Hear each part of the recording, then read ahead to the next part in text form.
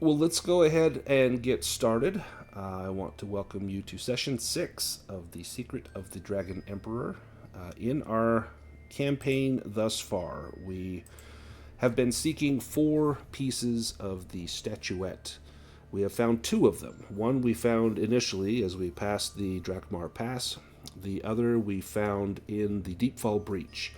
And somewhere there are 2 more pieces here in the Misty Vale, and we're trying to find those so that we can unlock a tomb that is below the Temple of Eladane in Outskirt to retrieve the sword Umdurman. And with that sword, we can traverse to the Isle of Mist and destroy this fell priest of Sathmog that has.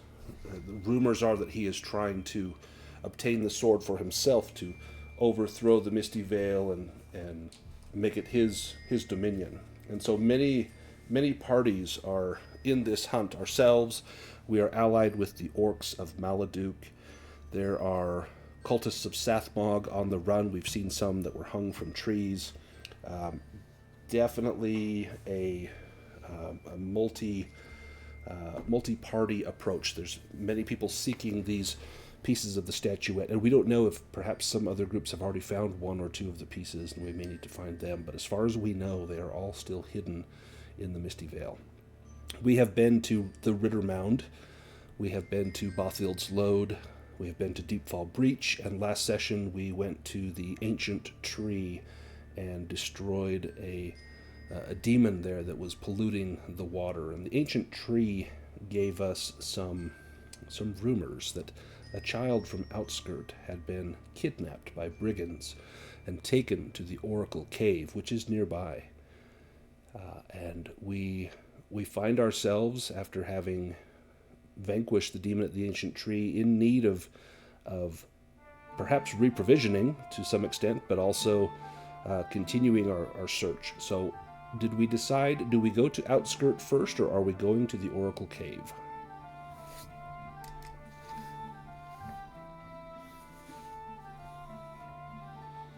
And don't all speak up at once. I have 1 field ration left. So I think that was kind of the issue, is maybe a tent would be nice. Or if we have enough money, maybe even like a wagon and a horse, because there's mostly roads for the most part. Just to haul gear around, or at least sell off some of what we have accumulated and buy things that might do us some good. Yeah, having picked up the alchemy skill, I need to pick up some alchemical tools in order to use it. Absolutely. So do we go to Outskirt? And if so, we can take the road, which kind of zigzags down south of the Ancient Tree, near to Bothild's Lode, then over across where the old church within Gulfer is to Outskirt, or we can go across the Barrow Mounds of Ritter Mound and head to Outskirt. Now that the threat at Ritter Mound has been vanquished, perhaps that's a safe path to travel. I've measured them out. It's roughly 45-50 kilometers either way. And if we take the path, we don't need to make a bushcraft roll. If we go overland, we would have to make a bushcraft roll, and there's probably a higher % chance that we may encounter something on our journey. Or we can head right to the Oracle Cave, which would take roughly 1 shift of time, a 6-hour trek through the woods to find the cave. So who votes for Outskirt? Yeah, we can go there. Anyone object? Now, is there any urgency? So we heard this rumor of a kidnapped child. Oh, that's right. So do we say, hey, that kid's probably fine, those brigands will probably be all right to him, or do we say, you know what, we should probably take care of that first?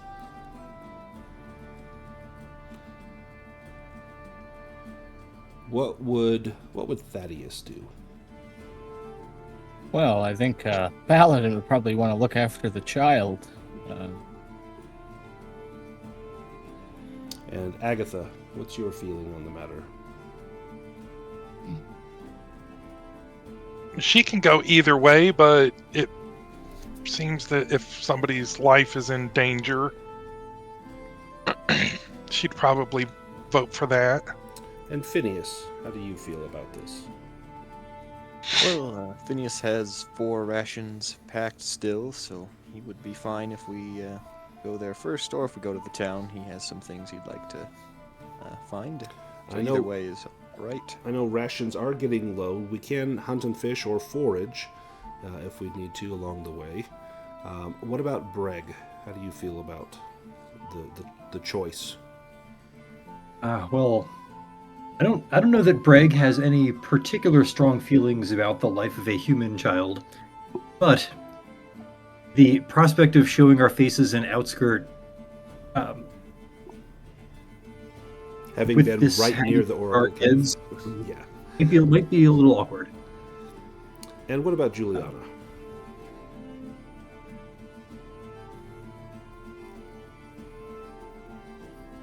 Well, it's not like these alchemical reagents go bad, so she'd unlike human children, which do. So she probably would want to go rescue the child. If we want to head to the Oracle Cave, we will need to make a bushcraft roll in order to find it through those woods. Who wants to take care of that?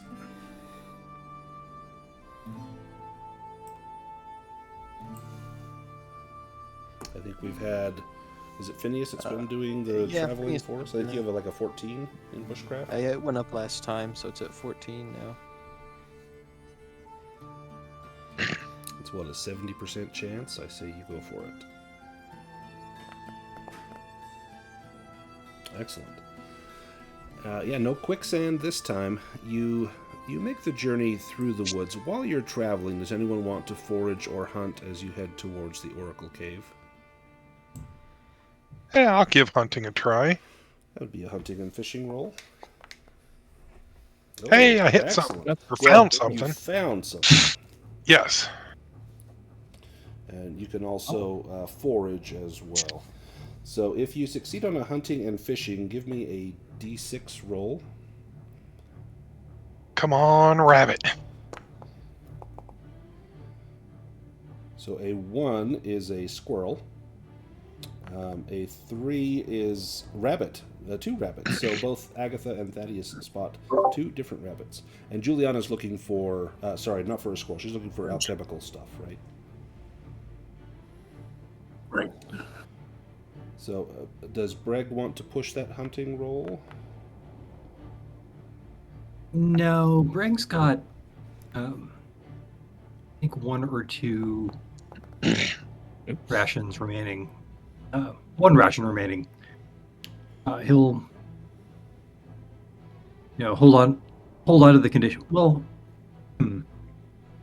The good news is these rabbits will provide 1d3 rations, and so there's a good chance we can stock up a little food. I'll have, in fact, I think that's the first time Thaddeus has hit anything with a crossbow.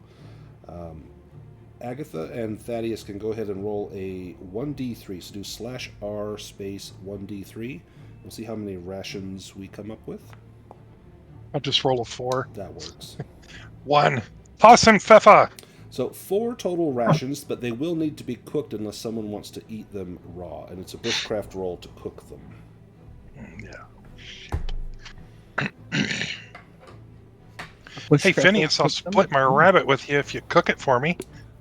Well, suppose that's a good trade. I can't promise. Ooh, It'll and with be your new good. advancement, you make it. Oh no. Well, Thaddeus burns his rabbit, unless you want to push that. Phineas could cook both of them. Maybe you try and help, and it's just not going well. You left the fur on as he's trying to roast it. Yeah, I probably should have just left it to Phineas, but no, I'm not going to push it. So it takes a shift, but you come up with 4 rations that can be distributed. And the next time we eat, it will likely come out of that. So who needs rations? I think Phineas said he had 4. Someone had 1, I think. That's yeah, Brêg is down to 1. And Reese has 0. So maybe like 2 to Julianna, 1 to Brêg, and does someone else need one? Otherwise, maybe another one to Julianna.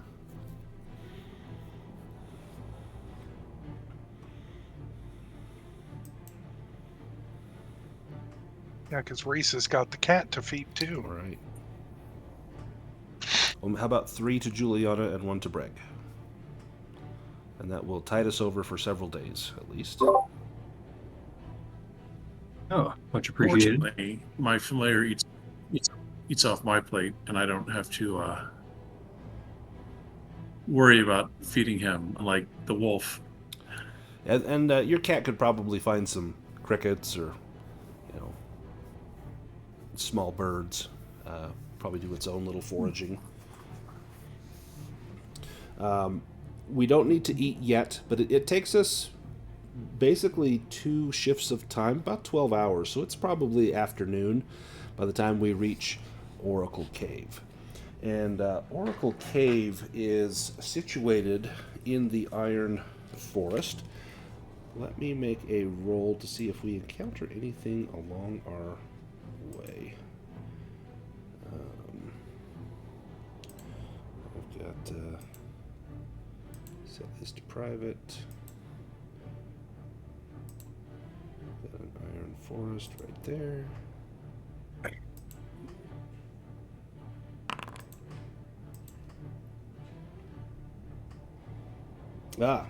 As you are traversing through the woods, let me have Thaddeus give me an awareness roll.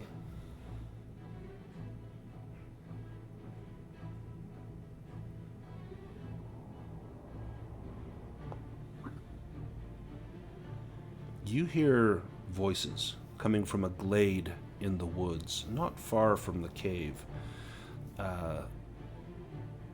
Give me a languages roll to see if you can understand what the voices are saying. Perhaps this happens while you're out hunting. You're not familiar with what that is. If you want to kind of press in a little closer and try and hear that. If not, you can either return and report, or you can go forward and see what is speaking up there. I think I would just return to the group. I'm no scout, but I would definitely inform them that I heard something. Perfect.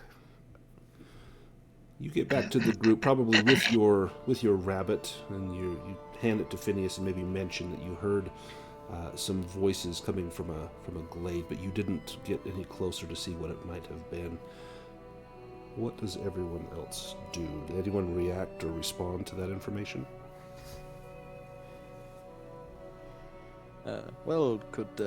Does Thaddeus remember at least what it sounded like? Perhaps I could try and identify it. I'm quite good with languages. Give me a languages roll with a Bane, as he kind of regurgitates the words that he heard, to see if you might make heads or tails of them. Ooh, no. No. Could I try that as well? Yeah, absolutely. I have good languages. Oh, I forgot a Bane. Yep. Go ahead Sorry. and roll that again.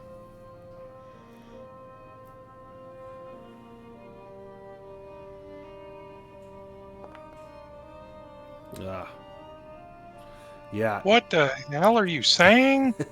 Yeah, he whatever words he's saying, it makes no sense in any language that you may have heard before. Definitely something strange. Could possibly be a mermaid, according to Julianna. After you prepare the rabbits, you head back towards the cave, and let me pull up a map here.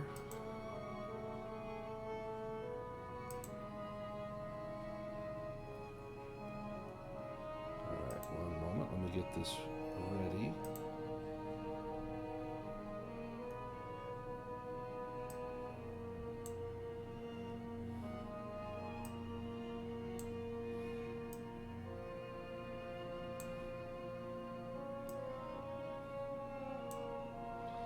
Let me grab your tokens out here.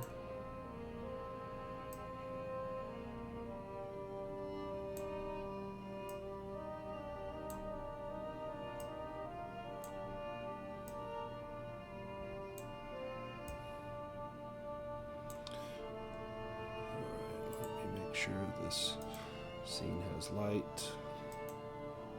Okay. Let me pull you to this clearing. So as you then head out, you find the clearing that Thaddeus spoke of, and you now see 3 figures, 3 cultists, and they're standing around a circle. And in that circle, flames begin to come up, and a hulking demon appears to do their bidding. And you now hear the cultists speaking out loud, and Julianna, give me a languages roll.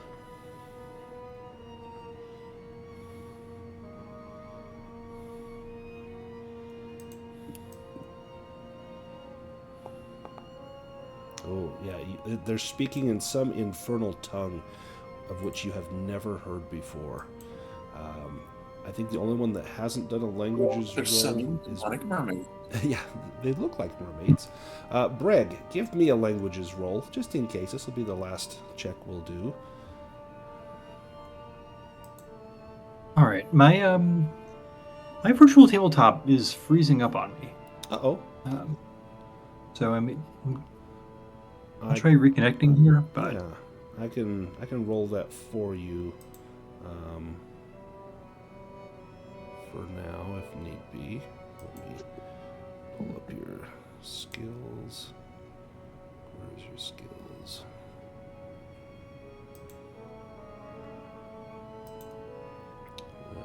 Let's give you a languages roll. Oh, I rolled Thaddeus. Sorry. Let's see if that would succeed for Brêg.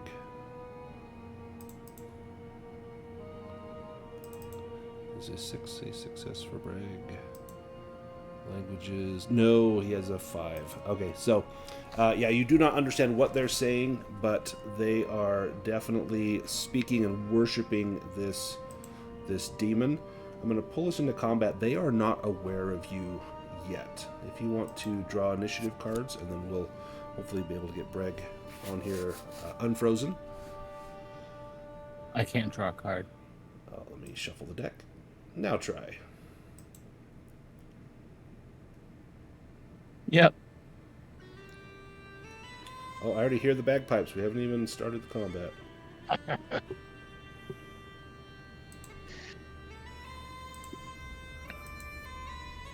right. This cultist goes first, and they are speaking to this demon in some strange tongue. Agatha, you may act first. I'm going to do what I do. And I will start playing my bagpipes.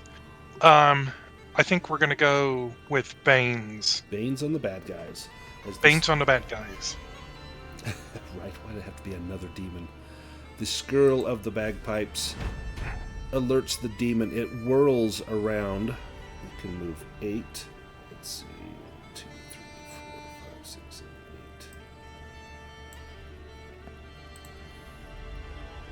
Let's see what its attack is. Nope, it cannot reach, so it's just going to move all the way up. Julianna, your turn.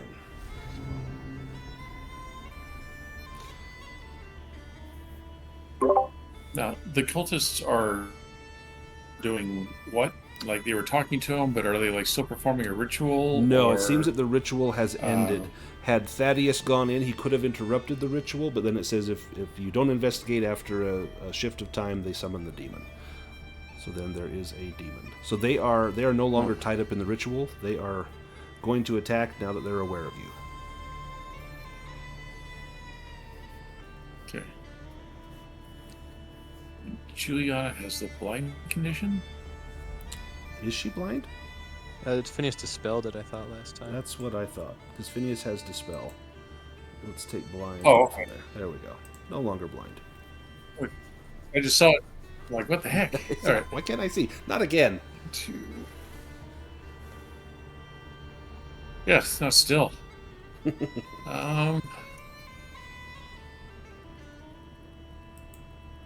She's gonna have to double move up to there. Okay.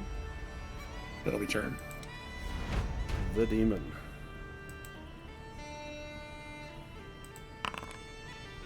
Oh, curse. Points an unfortunate player character within 10 meters and chants an ancient curse. It cannot be dodged. The Can I victim use will be magic shield on this? if it targets you, you can. And is magic shield only for you, or can you do it on other people? I thought it was just a reaction to when someone casts a spell. But let me just verify. I think it's like if say it happens to Agatha. So I think it's just if you are targeted. Let me look. Oh no, you interfere with a spell.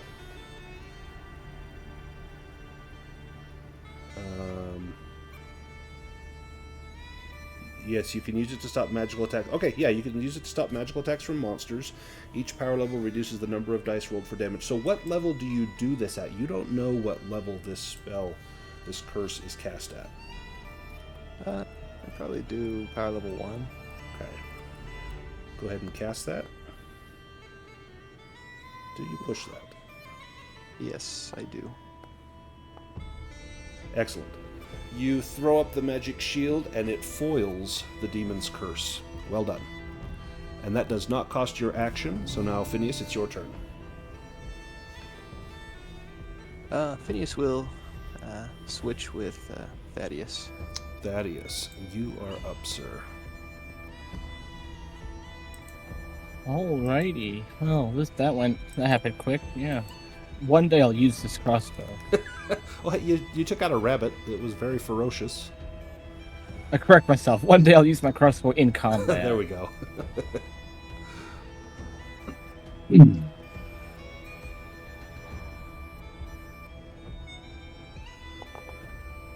Oh, okay.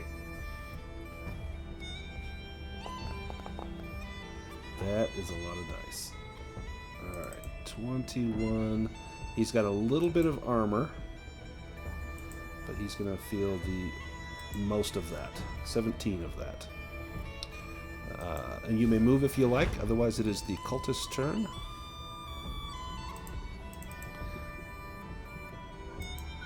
The cultist will... 1, 2, 3, 4, 5. We'll move up to Julianna, and that is the end of the movement. Phineas, now you're up.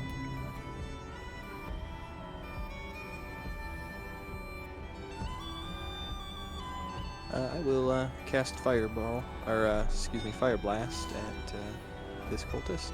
Okay.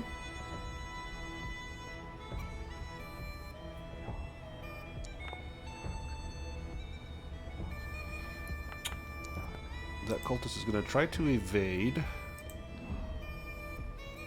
He gets a Bane because of the song. This will take up his turn. Oh man, so he evades, but that does use up his turn. What is he? Oh no, he'd already used his turn. That's the one that did nothing, so he does take the damage. There we go. This is the one that hasn't gone yet. 2, 3, 4, 5, and he will move up to Julianna with a blade in hand, and that's his turn. Brêg, you're up. If you are with us. All right. Yeah, I think I'm functional again. All right, so these cultists, how tough do they look? They don't look tough at all. These are basically, they've got a dagger. They have no armor. They're, people that got indoctrinated into demon worship, probably worshippers of Sathmog. These are pretty tame. Maybe a little tougher than a goblin, but not much. All right, but if they gang up on Julianna, that could be bad for her. Yeah, that was my thought, and not that I'm flipping my duty to fight the big baddie, but Thaddeus can take him. Yeah, and listen, after days and days of goblins and wights and skeletons and demons, you just want to kill a person. I want to kill a person. Nice. Doing this purely to protect Julianna and not for your own gratification. Out of savage bloodlust. Ooh, that was almost a demon. Go ahead and roll that damage. Oof. I think that's gonna do it for that guy. Oh no, they have 12. Yeah, he's got 1 hit points. They have 12 hit points. Very close. Nearly splattered that guy. We go to this guy will now move. 1, 2, 3, 4, 5. 1, 2, 3, 4, 5. The demon. Excuse me. Scorpion Sting raises its beast-like tail. It's actually going to move down. And I will do even will be Agatha, odd will be Thaddeus. Thaddeus. Of course. So this will inflict damage, and if you sustain a point of damage, you'll be injected with a paralyzing poison. Oh, which reminds me, I did something today. So I'm always screwing up the poisons, and so I made myself a chart to make it easier. And I added it to the player reference under journals. There's a thing called Poisons Made Easy. And it's a little bit of a house rule. I'll kind of explain how. If you guys want to take, the one by the book, I'll leave that up to you. But I made a table. What happens is if you both fail, you keep re-rolling until somebody wins. But I'm like, let's speed it up. So you just reference, did the potion succeed, or did the poison succeed, did the player succeed, you take the limited effect. If the player succeeds and the poison fails, there's no effect, which normally there's never no effect. So this actually maybe makes it a little easier on you. But if you fail and the poison succeeds, you take the full effect. Anyway, we can reference that table if we need to.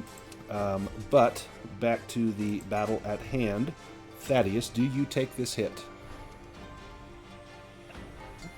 Well, that's difficult because it goes next. Mm-hmm.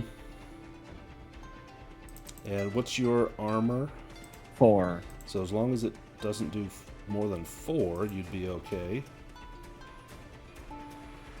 You can also parry. You can parry or evade. You want to take it? Yeah, but then it just hits me at the next round. Oh, that was on 3. Yeah. Shoot. So you will take 11. And then I need a Constitution roll. I'm going to roll for the poison. The potency is 16. So the poison succeeded. Can you beat a 16? 6. No. Oh, no, you cannot. Huh. So if the... and this is the paralyzing poison. So if the player fails and the potion succeeds, you take the full effect. You become exhausted. And you must make a Constitution roll each turn. This is not an action. If it fails, you cannot move or perform actions, even free actions, that round. This wears off after 1 stretch, or if you are given an antidote. That was awful.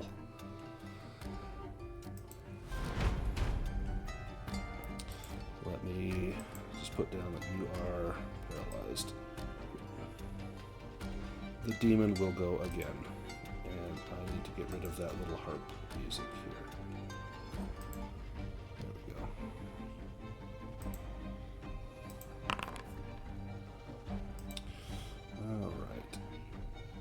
Possessed, it's going to glare at... It cannot see Phineas, because that boulder's in the way. It's going to be Agatha. It's already got Thaddeus possessed. Everyone else is... Let's see, are they out of range? Yep, just out of range. So Agatha, you can evade this, otherwise you will be possessed. You'll have to make a will roll with a Bane, otherwise it will take control of you. Oh, shite! So it takes control of you. You must immediately make a movement and perform an action of the demon's choice, except any action that requires willpower. You also lose your next turn. So let me mark down that you're... Do I have the ability to push? Yeah, you can push that if you want. Okay. Just absolutely exhausted. Shit. Dang. Oh, well. That's all right. So it's going to have you move over to Phineas. You will stop playing, and you will stab Phineas with a dagger. Let me do that for you. Yeah, don't make me do it. Phineas, do you try to parry or evade this? No, I think Phineas will do his stone shield. Nice. So you need to block 6 points of damage. So I think you roll for Stone Shield to see how much it blocks. Yep. Oh, you block 5, so you take 1 point of damage. Excellent. Brêg, you're up. This demon is a bastard. Holy cow. All right, we are going to teach this guy the error of his ways. Yes, you do. And then let me deal damage. Excellent. Then you may move if you like.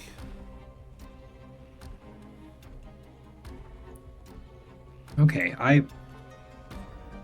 Oh, what are these clowns wielding? Daggers. Just daggers. Okay, you know what? I'll risk the opportunity attacks. Just having seen what is going down by the demon. Yeah. You just need to make 1 evade roll. It's a bad scene over there.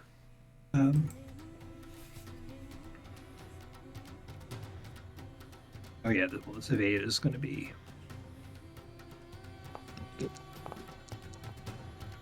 Oh, goodness. Okay, they both attack you. Let me roll that here. First one comes in with a stab, and you cannot parry or dodge that. That is going to be a hit. First one knifes you for 4 points of damage, which I believe your armor will block all of that. Second Yeah, one, that was the hope. second one will stab you for, if it succeeds. No, I think that's a fail. Yep, and that fails. Now you may move. All right, let me get in the thick of it here. Julianna, good luck. Thaddeus, you need to make a Constitution roll. If you fail, you cannot move or take an action. Oh my Juliana gosh. can take care of herself, but thank you. Oof. Julianna, you're up.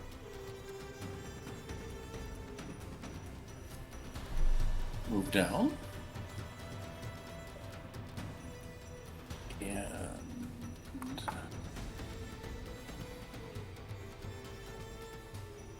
And this guy's been a very bad person, and she's going to beat him with a stick. Maybe.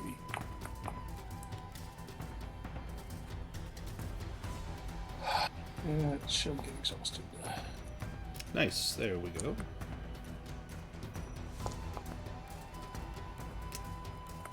Not great, but they have no armor, so that will have an effect, and you take that one out. Do you risk moving away? No, it's that guy's mine too, I guess. Okay. This cultist will then stab at you with his blade.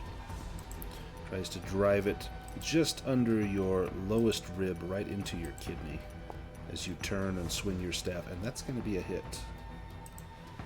Julianna will take 7 points of damage. Phineas, you're up. Take it. Well, Phineas will shake a stern finger at Agatha and cast a spell. Hopefully. Yep. Excellent. Agatha, you are no longer possessed. She'll shake her head and say, "Oh, what the hell happened?" Do you move, Phineas? No, I stay here. Okay. Agatha, you lost your turn from the possession. Yes. We go to the next round. Julianna, you're up first.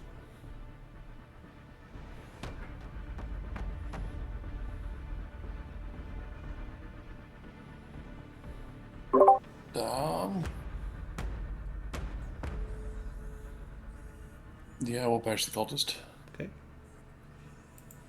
That cultist is unharmed. Oof. No, sir.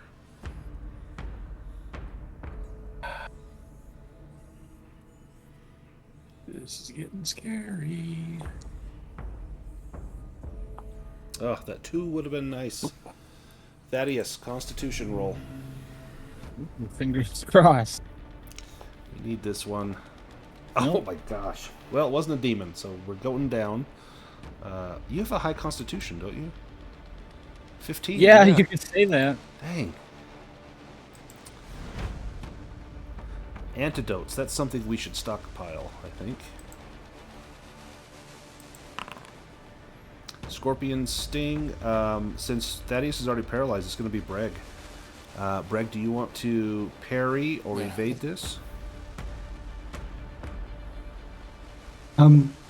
So I just took that defensive heroic ability last time. Yep. So you can use that. Can that... All right, yeah, because that would preserve my... Preserve your action. Yep. So it will just cost you... So you can click on it, and it will ask, do you want to spend willpower to use this? Then it will automatically deduct your willpower, and then you can make a parry roll against this. Excellent.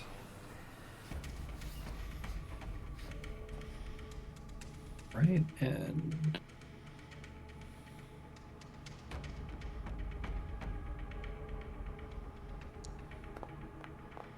And that is a success. Now, if you successfully parry, you can move yourself and the enemy one square if you like. Do you want to reposition the demon at all?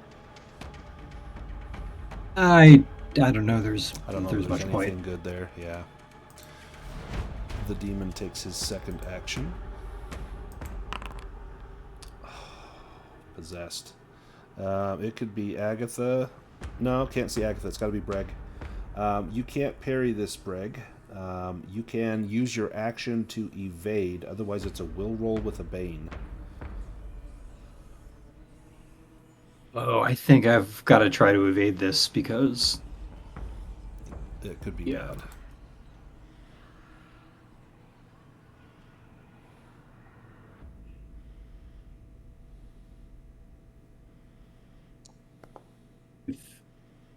Oh my gosh. You push it?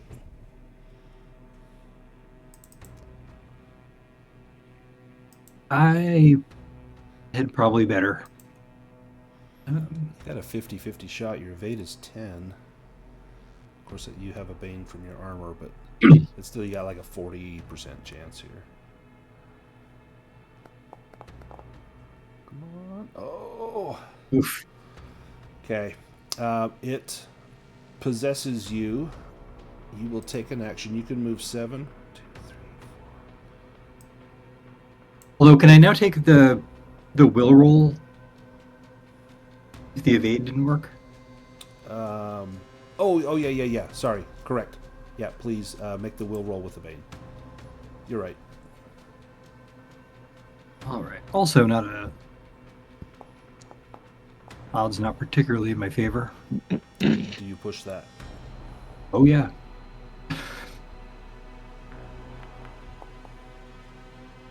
Ugh. Dang. You lay your Fiend Crusher into Julianna.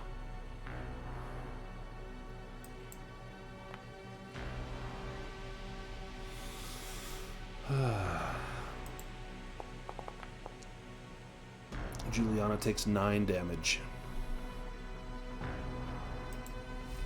Agatha, your turn. Okay. Agatha is going to come around and stabby. She's going for backstab. Okay.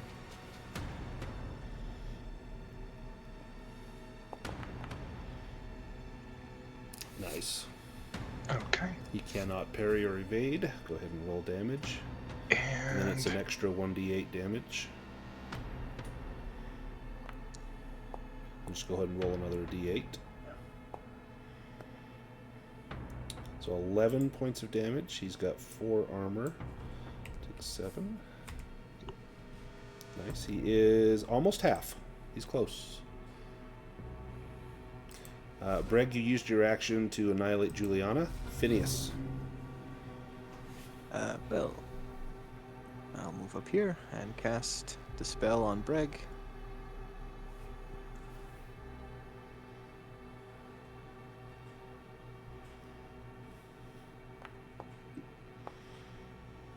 Nice. Brêg is no longer possessed.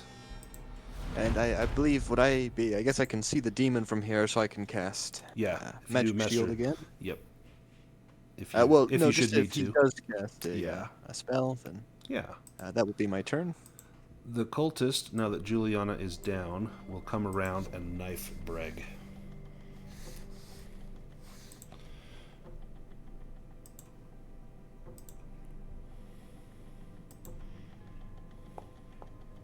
And that's a miss. Okay, damaged his weapon. Okay. Round 4. He will attack Brêg again. He gets a bane because his weapon is damaged.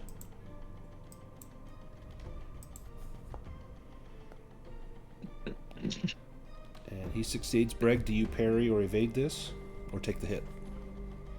Oh no, I'll eat it. Yeah, 5 points. I think your armor takes care of that. Thaddeus, Constitution roll.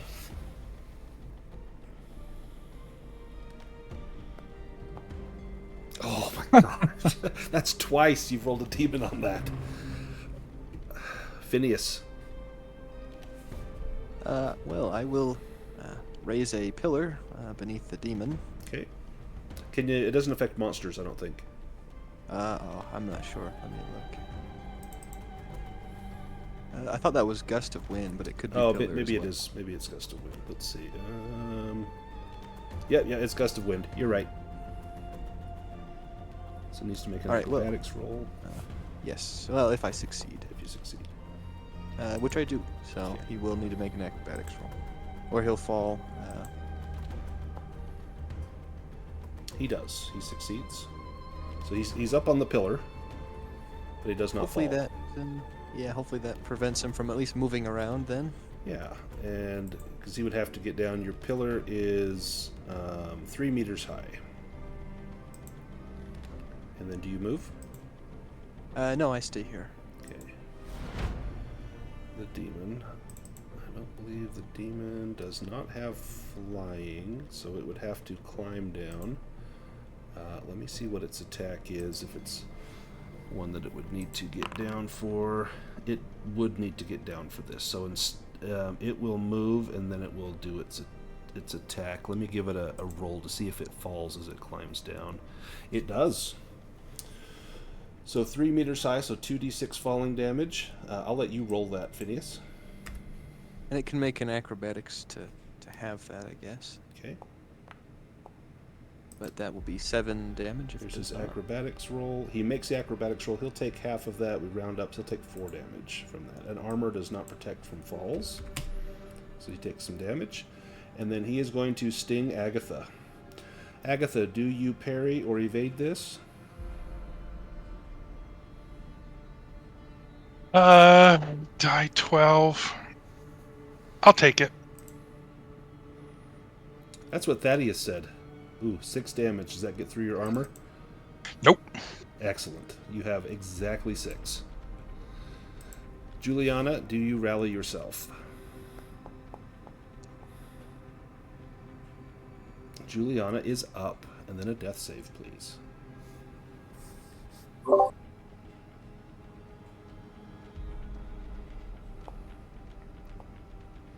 Ooh. It's looking grim, but at least you're back on your feet. Brêg, you're up.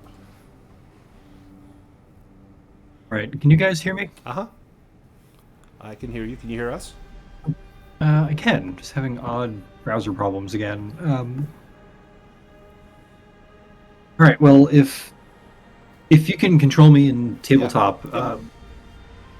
You've got a cultist right in front of you. You've got Julianna wounded right next to you, or there's the demon that you could move up to the demon and attack, but you'd have to make an evade roll. okay, I will charge the demon again. Okay, let me give you an evade roll.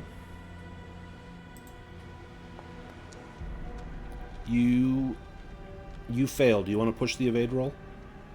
Oh no, Yeah, the I'll take it. demon probably cannot get through your armor. Let's see. Demon gets an... Or, sorry, not the demon. The cultist gets an attack. And it's a hit. you would take 7 points of damage, but you've got 6 points of armor, so you will take 1 point of damage. And then that jerk! I'll be back for him. Right. You move up to the demon and lay into him with Fiend Crusher. Yes, please. All right. And you get a demon. I'm sorry. Sorry. Drop your weapon at your feet. It will cost you an action to pick it up. At least it's not broken. The demon's turn. Could have been worse. Could have been worse. Unseen Ferocity. It points its hand at a victim within 10 meters. The victim suffers 2d8 bludgeoning and is hurled the same number of meters backwards with tremendous force and lands prone. I think it's going to be Brêg, but it could be Phineas and it could be Agatha. Thaddeus is just kind of frozen. So I'm going to weight it a little more heavily towards Brêg. So 1, 2 is Brêg, 3 is Agatha, 4 is Phineas. And it's Brêg. So, and Brêg, you have used your action, so you cannot evade. You can use defense. Oh, you can't parry this. Sorry. Hopefully it doesn't do... Oh. 12 damage. So you take 6. And then you get hurled 6 meters, so you are now separated from your weapon. 2, 3. Agatha, your turn. Right. I'm going to disconnect to cry for a minute. No problem. Join the club. Yes, rolled Sorry that last night is like seeping into today. All of the bad rolls, all of the things that could go wrong. Agatha, bring us out. I'm going for another backstab. You got it. You got it. And he cannot defend himself against that. And then roll another No D8. can defend. Nice. Takes 8, and it takes 14. His armor blocks 4. He takes 10 points of damage. He splats. He's down to, just for your knowledge, he's down to 26 hit points. All right. Wonderful. And of course, the demon goes twice.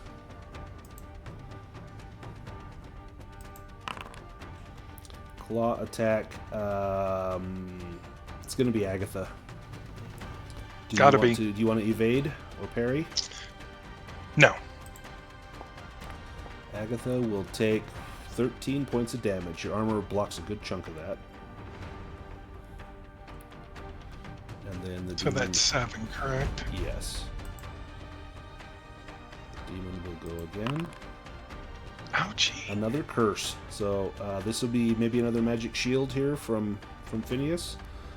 It's going to curse. Yeah, let's give you. Ooh. You push it. I do, and I fail again. And you fail so again. All right. Does not block it. It's going to be.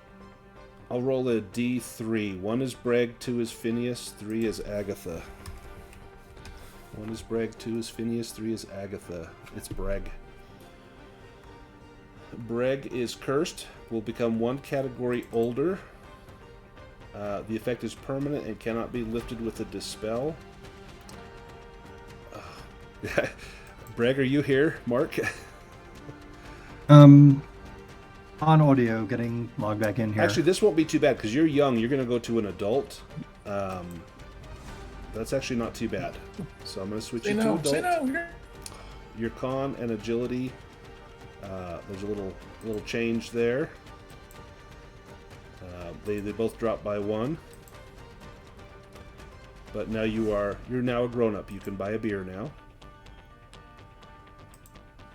Thaddeus. Constitution roll, sir.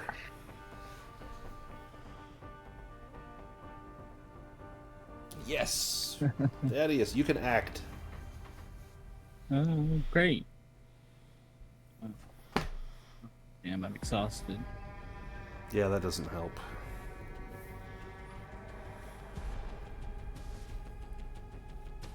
Do you stick your sword in the ground? Do you stick your sword in the demon? Yeah, well, Now that'll get you. Does that heal you or just teammates? it heals every. I think. Let me reread it because it's been a little while, but That's hospitaler. correct. It says all living creatures within the area, but that's kind of like that's kind of That would be you. ambiguous. All right, well, I was more thinking of Agatha, but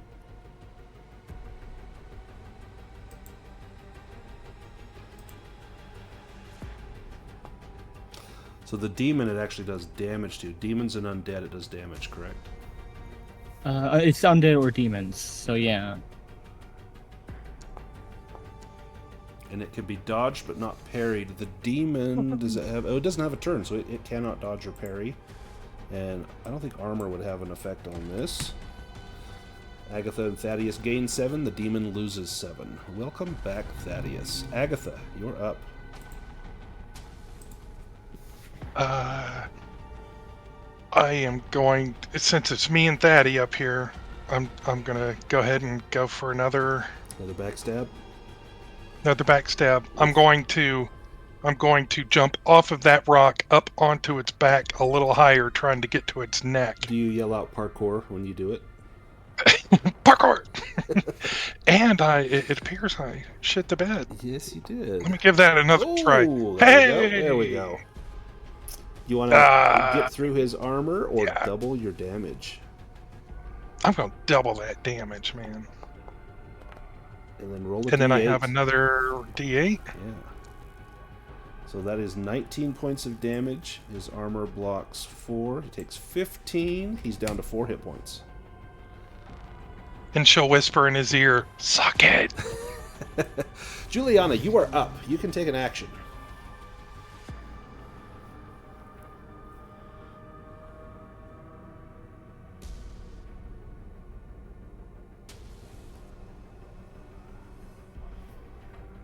Nice. You heal that cultist. Or maybe yourself.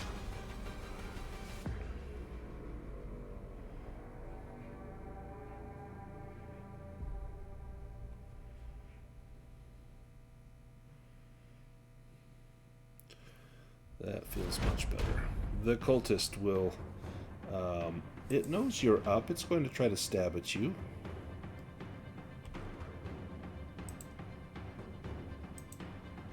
And this is the one with the bum dagger, I think. And that's a miss. Brêg, your turn. All right. The prospect of having been disarmed. Yeah, your Needing- weapon is over right here where all your blood is. All right. So at this point, if it looks like the demon is flagging a little bit. Yeah, he's down to 4 hit points. All right. Yeah, Brêg, who has contributed nothing to the proceedings. You took out a Other than- cultist. Yeah, he's the cultist. Okay. But rather than charge back just to pick up a hammer, Brêg does have his bow. Oh, nice. So can I, in the same round, unsling the bow and get a shot off? Do you have your bow at hand? Yes, you do. So it's listed as one of your at-hand weapons, so it's a free action to use your bow. If it's something that's in your inventory that is not, like, readied, then it costs an action to get that out. But you're good to go. All right, let's try this.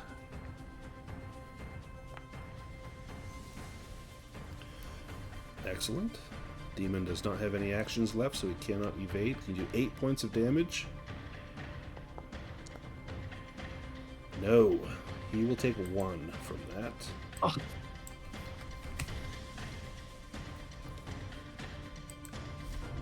You can move Brêg if you like. Phineas, it's your turn. Okay, yeah, Brêg will at least get. To where his Yeah, I where Fiend think. Crusher's at. Right there. Perfect. And then it would take you an action to pick that up. And Phineas smashes him with a stab. Ooh! Phineas, how do you take out this demon? So I think I come up, maybe I get up on the rock and I just crack him over the head with the staff. That seems to do him in. Nice. He vanishes in a huge plume of sulfury brimstone, smoke, and sparks. And the cultist over by Julianna drops to his knees, howling in agony. Phineas, you're up next.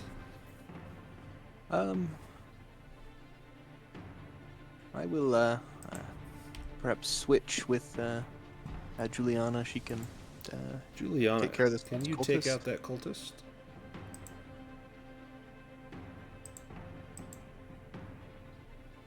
If he's on his knees, is he considered prone? Yes, so I'm gonna give yourself a boon, Probably not. and I think so. So this was pretty brutal to him. You'd for sure get a boon. I don't know if you get the 1d6, but give yourself a boon at least. Nice. Yeah, I'll take it.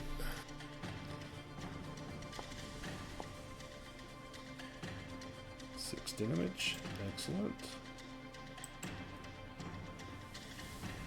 Phineas, now it's your turn. Cultist has 6 hit points left. 4, 5.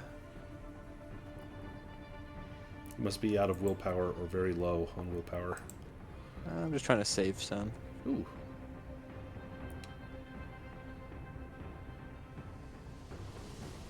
Oh man, he's gonna have 1 hit point left. Agatha, the cultist goes after you. Can you take out the cultist with your sling? Or you don't have movement? 2, 3, 4. Nope. You'd have to use your sling. I can move up a little bit here. I will absolutely smack this guy. I assume it's a guy. It is a guy. Well, I got my big old helmet on, so Ooh. hey, still got him. Agatha, how do you take us out of combat? How do you end this conflict? I just yell at him, "Leave my friends alone!" and hit him in the head with a rock. That will do it.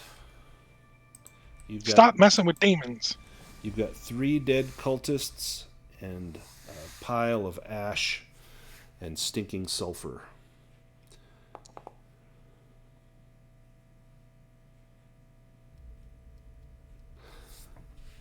Phineas, you find a treasure card. 80 copper coins. These were not wealthy cultists.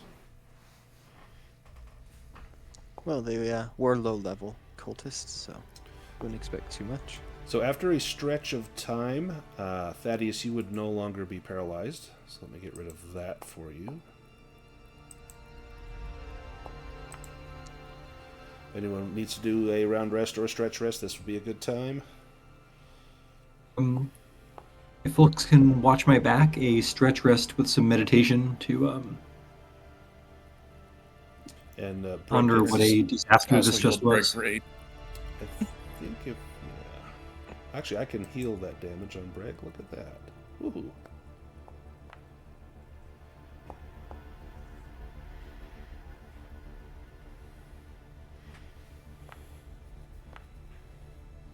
Oh man, excellent. I'm going to go ahead and round rest too. Perfect.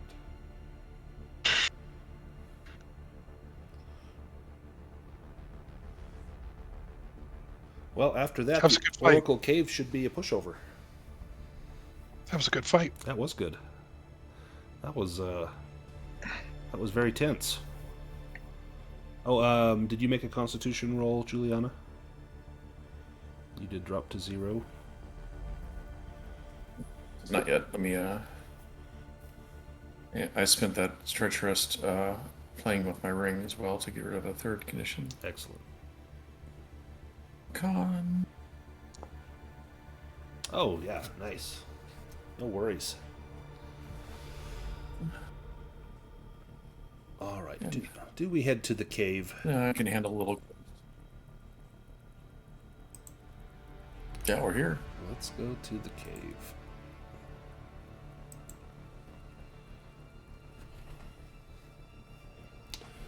The cave.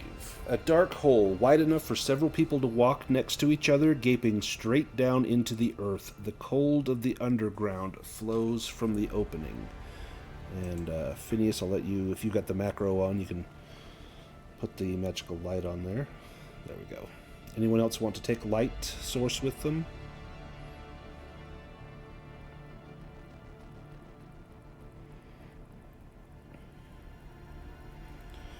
All right. Yeah, Agatha will. A torch. I can equip. Oh, there it is. There we go. Oh, Perfect. man, it's bright in here. Excellent.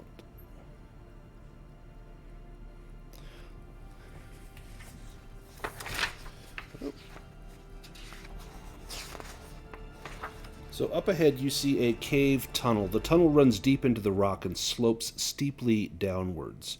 It is cold, damp, and pitch black. The cave walls are dripping with moisture, and there is the musty smell of algae. And somewhere I have cave sounds. There we go.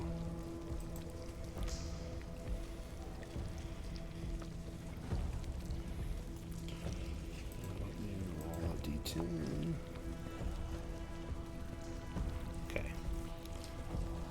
You notice, Phineas, that not far from you, maybe here, there's blood. There is blood trails leading deep into the cave. You also see right here, this is a primitive altar. Small wooden bowls filled with fruits and pieces of dried meat have been lined up on a rock just inside the entrance. Perhaps small offerings to appease whatever is inside. Could I make a myths and legends roll? Perhaps I know some cultist lore. Yeah, absolutely.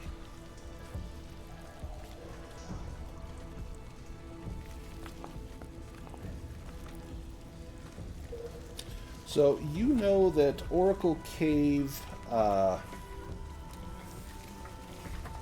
it gets its name from the fact that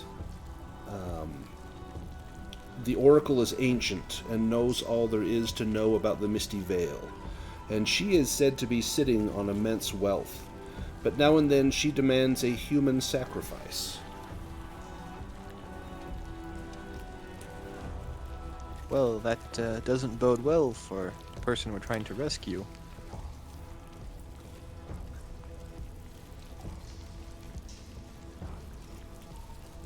And you may advance at your own discretion.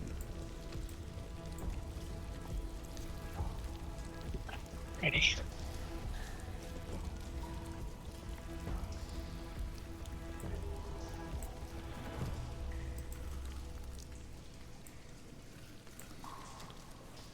The walls ooze water as moisture seeps out through the rocks.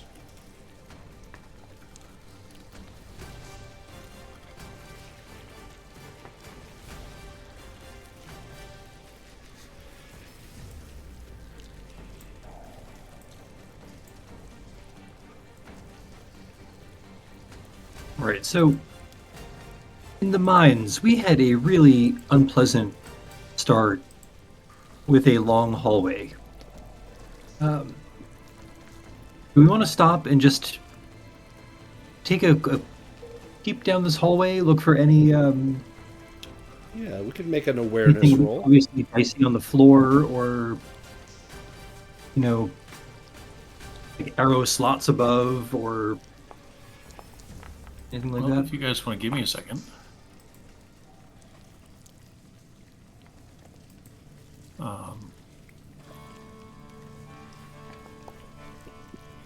Oh, excellent. Send your kitty down there. Pouncy can go ahead. Yeah. Pouncy heads down the tunnel. See what She catches a scent, and there is a scent of human. And do you have all of her senses or just sight? I would assume all of the senses. I think I have them all, but I wanted to. There is You can experience what your criminal experiences by going into a trance, but once you you take no actions. So Yeah, perfect. sight, smell, and sound. So there's a sound that is heightened for Pouncy. It is that of running water. Not just dripping, but running water. There is an earthy smell. There is a coldness in the air that perhaps you are not aware of. As Pouncy heads down the hallway, up ahead there are two small side passages, very narrow. They would not be narrow at all for Pouncy, but it looks like it might be a tight squeeze for something larger than a cat. And then further up ahead there is a crossroads, a fork, where it opens into a larger space with multiple paths ahead, and there is a dark figure lying on the floor. It looks to be the corpse of some sort of massacred humanoid, and as Pouncy gets close, the smell of orc is very strong. This humanoid has had arms and legs torn off, and in some places the bones have been picked clean.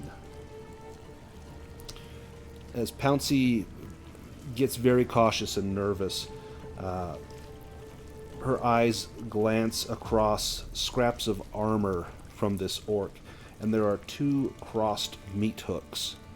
And you may remember having seen this. You can give me an intelligence roll to see if you recall having seen this symbol before.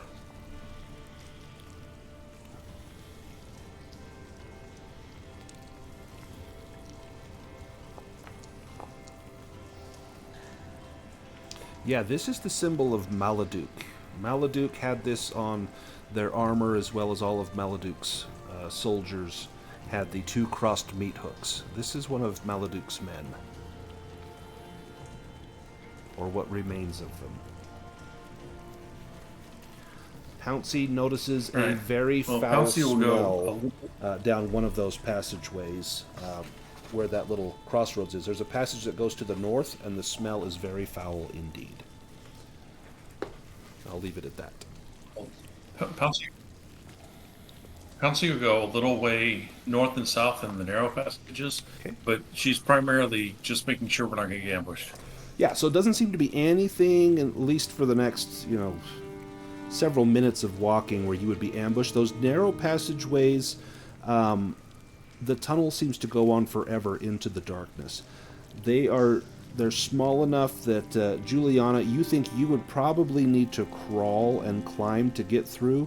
If you were carrying a lot of equipment, you may need to even strip some of that down in order to get through there. It would require acrobatics rolls to get through that narrow passage.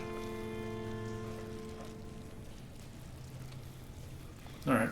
But no signs of ambush. Pouncy So is Pouncy will come back, and excellent. I'll relate that and say that there's a dead orc up ahead. Carry on.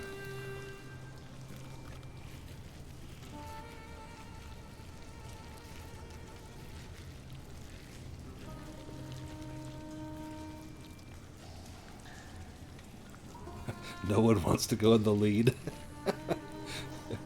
Everyone's like, I'll go one square. No, you go. Nope, you go. If Agatha wants to make a sneaking roll, you could try and get up there a little more stealthily. I mean, it's tough to be sneaky when you're holding a big flaming torch. And chainmail. And chainmail. Oh, I'm making... Yeah. My bagpipes are just wheezing and So is clattering. Phineas as he's walking next to you, just huffing and puffing. Yeah. And Brêg is now older, and so he's probably feeling it in his knees, and he's got this twinge in his back that was never there before. Oh, listen, that hits a little too close to home for fantasy role-playing. I'm sitting here rubbing my back as I'm saying it. Can I check the floor here? Yeah, absolutely. Give me a spot hidden roll. I'm just extra paranoid now. Yeah, there's some bloody tracks. It looks like maybe some drag marks, and you see them heading kind of in the direction that you were traveling. Now, up here, you see those two smaller side passages where Pouncy went through. Wow. How big is it for a halfling? You would get a boon on an acrobatics roll to try to get through there.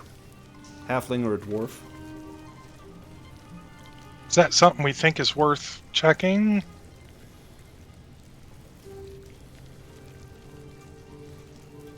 Yeah, there me come up could here be a little bit. hidden treasures in there. Oh, okay.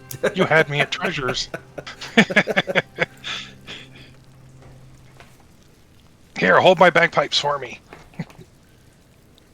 Oh yeah, so you can get in there. You'll need to make that roll about every 10-15 minutes, so you can go for a ways before that becomes an issue. Ooh, it's not letting me move. Okay, there we go. Anyone go with Agatha?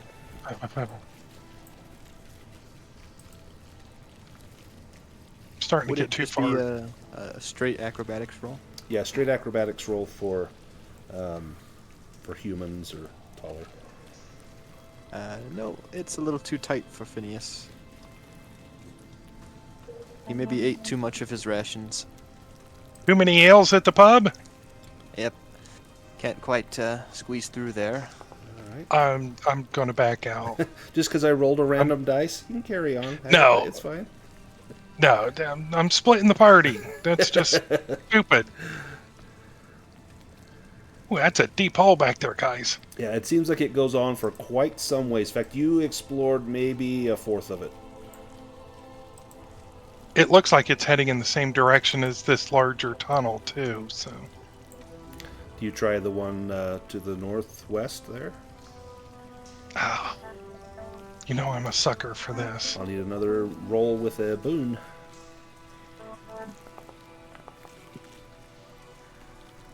You got it. I'll go look for a little ways. Here, tie your rope around my waist so you can drag my body back. It's like Perhaps I'll fishing. better luck. Oh yes, this top tunnel is a little bit wider. looser. In fact, there's more moisture here. And Agatha, as you get closer, you can hear the sound of running water. And then as you continue on, that sound begins to lessen. Phineas, you suspect that right where you're standing, there's probably perhaps an underground river either above or below you. It just turns up there. I'm getting too afraid. Let me roll another d10 here.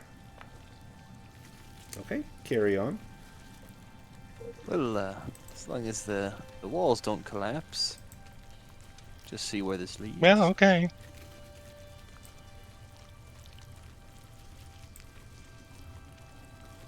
Curiosity killed the witch's cat, you know. Yes, but I'm a wizard, not a witch. Oh. How come you don't have a familiar? Well, I suppose I work better by myself. Let me have you both give me another acrobatics roll as you go around that tight little bend up there.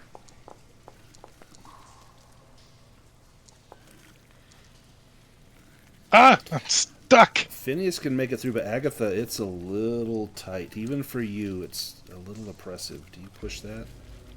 I'll wait here. All right, I'll just see what's up around this bend. Ooh, perfect. Right there. Let me have you stop, Phineas. You see your first spider after just a few more feet, and it's small. It's maybe the size of a small bird, and it's just walking along the bottom of the passageway, and then another, and another, and then soon, skittering from the passageway in front of you, there is a swarm of small spiderlings, ranging in size from a clenched fist to a large cat, skittering out of every nook and cranny, barreling towards you. Let me pull them onto the map. As soon as you said spider, I made sure that I had Gust of Wind prepared, and I did, thankfully. Excellent. Let me get these little spiderlings right there. Let me pull the three of you into a combat here. Let me shuffle the cards. You guys want to draw cards? Oh, good. The spiderlings are going to go late in the round. See, if you had a familiar, you could just throw your familiar to him. Agatha, you're That's up true. first. I don't imagine a sling's going to do much to a swarm of spiders. I'll give it a try.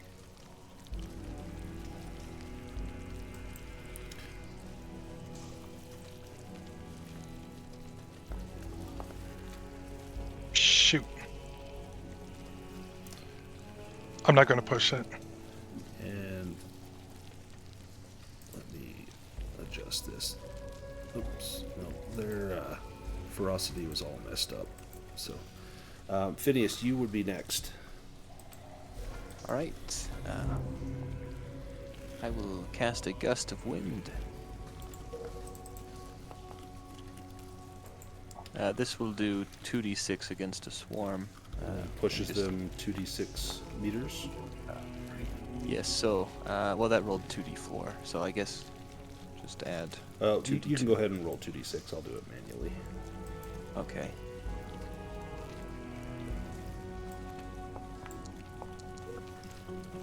One extra point. And then they get pushed that many meters. Yes. Do you move, And then I Phineas? will, yes, I will move back and tell Agatha that perhaps we should get out of this tight tunnel. Sounds great.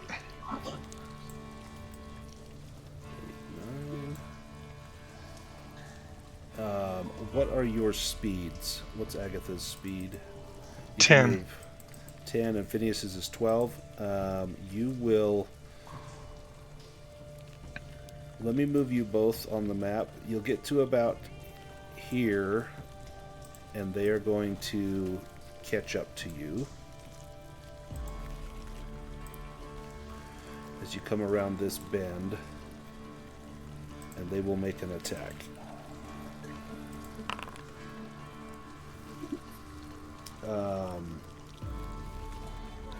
Even will be Agatha, odd will be Phineas.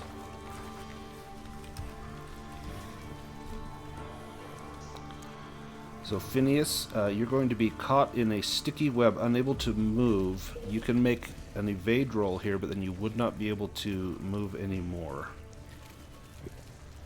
I will just become caught in the web. So as you're running, all of a sudden, Phineas, you feel webs begin to just ripple around your body, and you become restrained by those webs.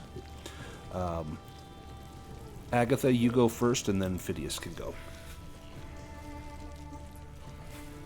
I'm gonna attack.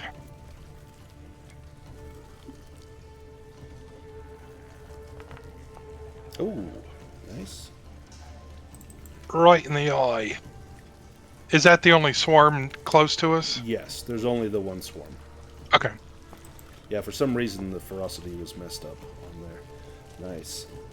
And then a swarm from attacks from physical weapons. It takes half damage.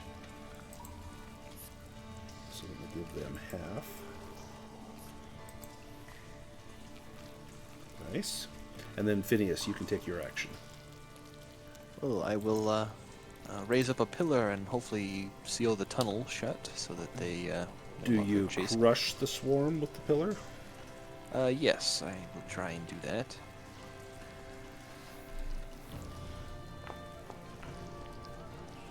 Alright, let me give them an evade roll. So they managed to avoid your pillar, but I will say that they scurry back and the pillar is right here, and the way is shut. Give me a strength roll, Phineas, to get out of those webs. You can have a boon. I'm sure Agatha would help you. Oh yeah, she'll take her torch and try to burn them off of me. Ah, yes. Perfect. Yeah. You manage to get away from that swarm of spiderlings, but there is now a pillar here that bars any further progress that way. Do you head back down to the others? Yes, perhaps we should get out of these tunnels. The others, as you're waiting, and it's been some time, but all you hear is the dripping of water, and then suddenly you see the light from Agatha's torch and Phineas's magic staff as they come into view, and you see Phineas is just covered in bits of webs and little spider legs here and there. Sorry, guys, we split the party. But what did you find? Spiders. That was totally not worth it. It would seem the way forward is to the east.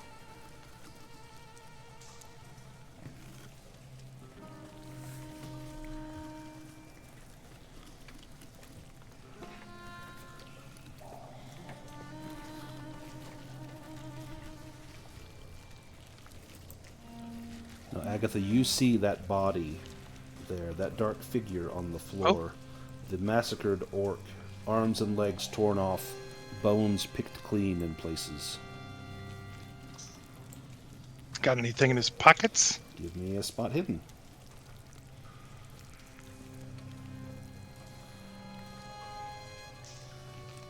Well, it's No pretty pockets. bloody and pretty messy. Yeah, no pockets. You'd probably have to roll that nasty thing over to see if it landed on anything of value. I'm not that curious.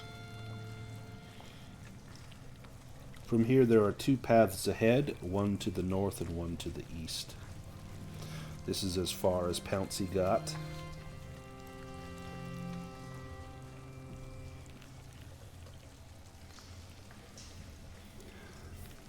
How to proceed?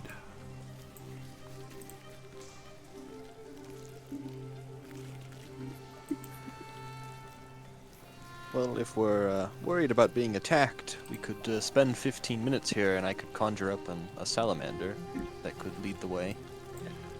From the north, you hear the sound of rushing water. And you can hear it as well from the east, but it's much fainter.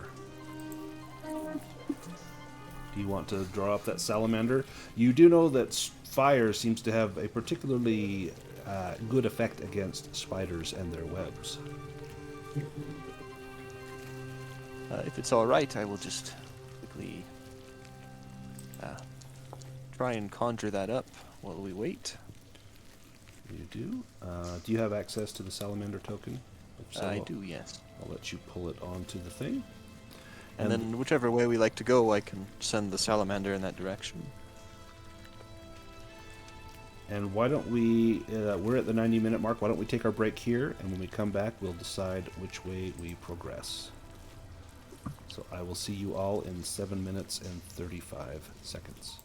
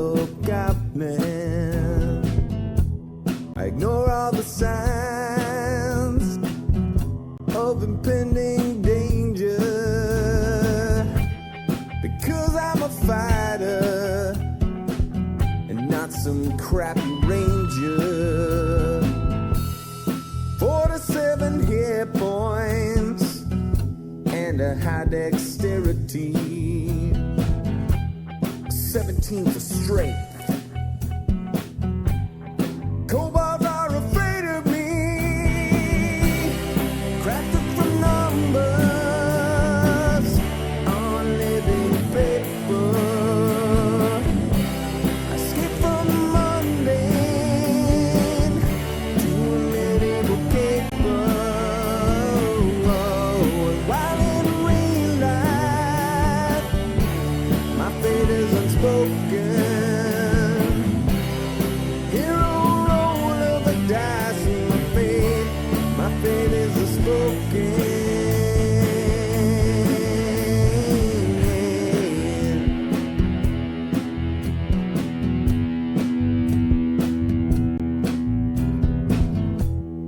locate the lair,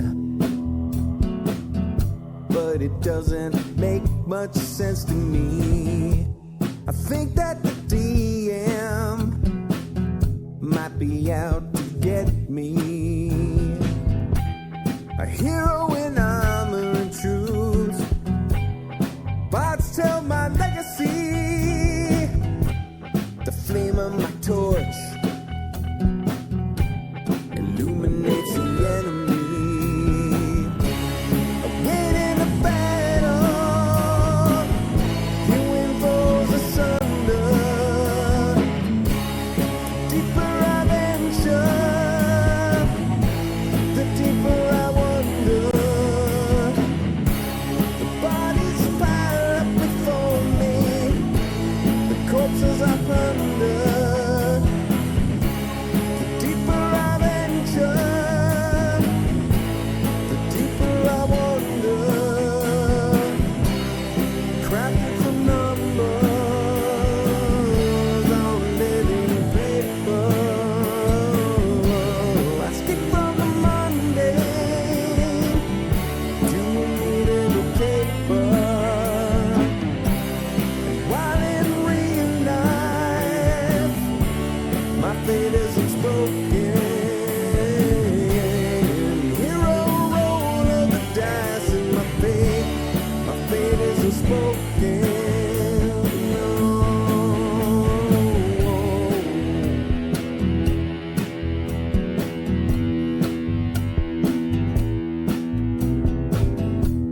I drink my last potion. I charge through the open gate. The flame of the dragon, try to seal my awful fate. With a handful of dice, 5 times I roll 20. The dragon goes down, the DM no bloody. I leave with the princess, a satchel chock full of gold. We head to the tavern, where my mighty tale unfolds.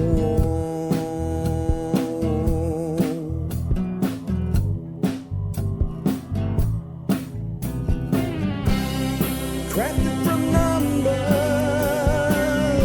on living paper. I skip from the mundane to a naval caper. While in real life, my fate is unspoken. Hero roll of the dice in my fate is unspoken. The king honored me with the mighty crossbow. It's blessed by the elves, he said. I thank him and I go.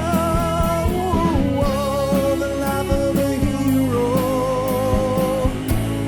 struggling to stay alive. It's worth all the hardship though, 'cause now I'll never find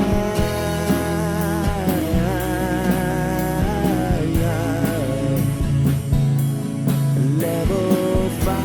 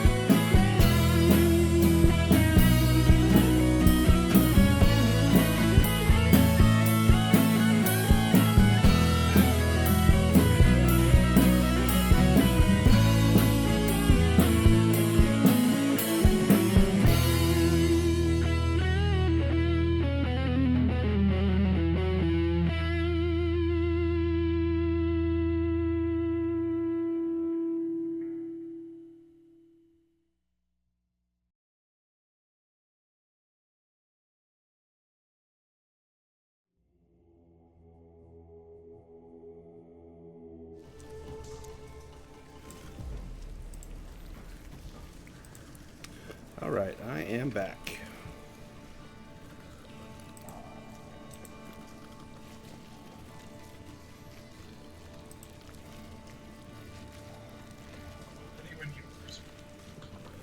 Yep, also back. Excellent. I think Greg is back. I heard him a second ago. Or he off-muted, so I think he's back. Yep. Excellent. Mark is back. I see. He off-muted. Is Henrik back? He was Yes. Oh, yep. I think we're all here. All right.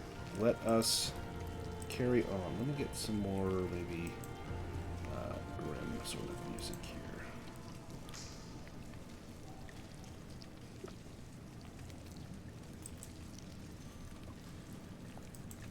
There we go. Okay. Which direction do we head?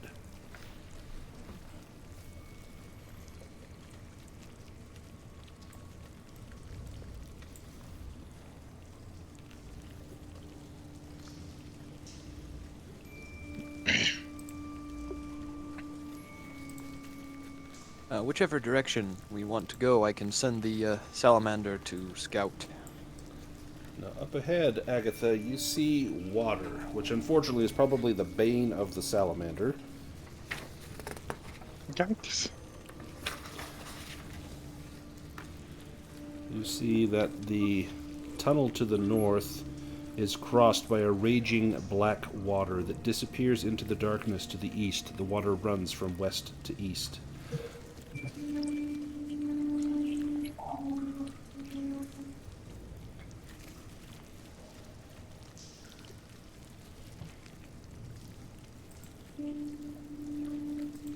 Looks like we have one way then.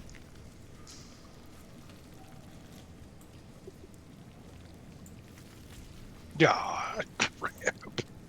And you found more water. Now, to traverse this water, the river's current is strong. Its water is freezing. You would need to make a bushcraft roll to resist cold. Swimming across would require a swimming roll with a bane. You can try to jump across the river. You can use magic or cross by other means. To jump across, there is a rule for that. It's on page 43. Leaping. As part of your movement, you can make a horizontal leap as long as half your movement rate if you make a successful acrobatics roll. If the distance is a quarter of your movement rate, you don't need to roll to leap it. So this is right here. I think that's, let me measure. From there to there is roughly 4 meters. So if, no, that's not right. There to there, 2 meters. So if your movement rate is 8, you would need to make an acrobatics roll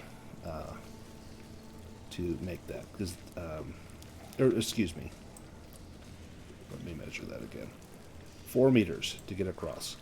So if your movement rate is 16, you wouldn't need to make a roll. If it's 8, you would need to make an acrobatics roll to leap across. And the salamander could leap across as well. The salamander's movement is 12. So it would need to make an acrobatics roll, and its acrobatics is 15. How deep is the water? It looks very deep. So you cannot see the bottom right here, but it's probably over your head. It would definitely require a swimming roll if you don't leap across or toss someone across. So with a movement of 10, would I have to roll acrobatics? You would have to roll acrobatics. The salamander's able to hop across. And like a streaking ball of pitch from a catapult, it leaps across. And Agatha, wow, you just make it look graceful. Joop.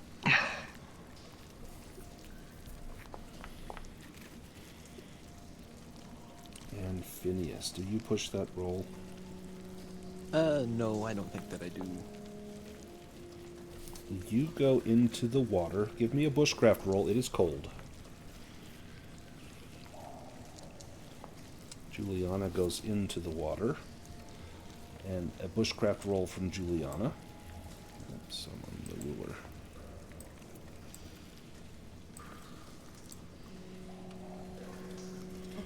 So Phineas, you are not cold, but Juliana, you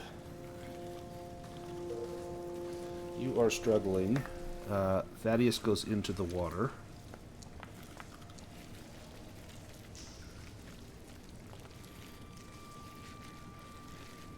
Thaddeus is not cold. What about Brêg? Well, Brêg's acrobatics is weak, and he is in full plate. So this isn't really an appealing prospect. No. Does anyone have... Can we salvage rope at any point? That's one thing I know we talked about wanting to buy. I think we did collect the rope from Rittermark. The goblins had lowered the rope to get down in there, and I think we climbed up the rope and then took the rope.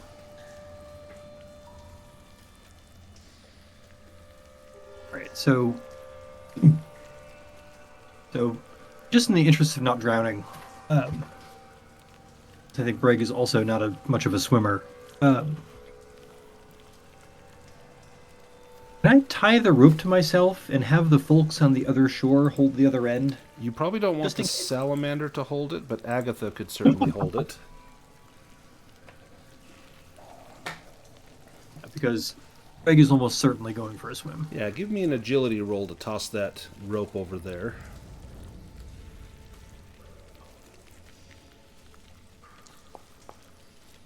Yeah, so you get the rope across to Agatha.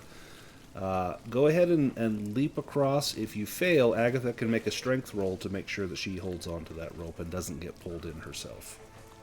Oh. Okay. In acrobatics? Yes.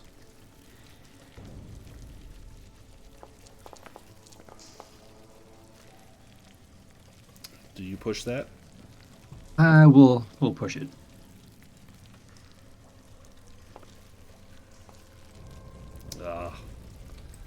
Agatha, give me a strength roll.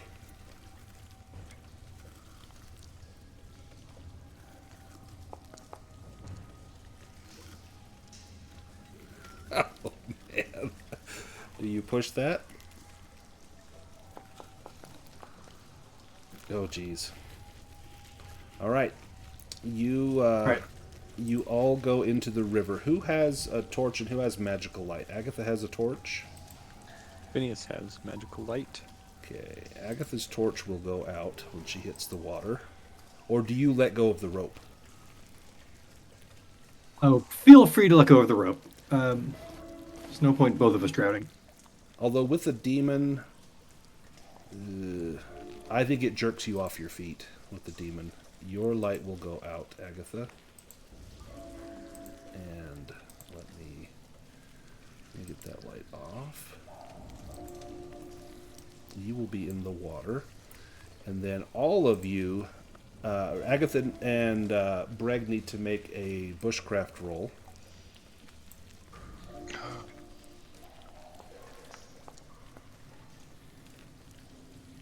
There's no way I was going to make that.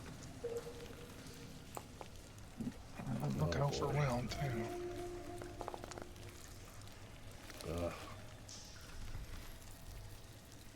Just throw me down the river. So those that failed become cold. And with, I think I've got it now in the player reference under other hazards. I've got cold.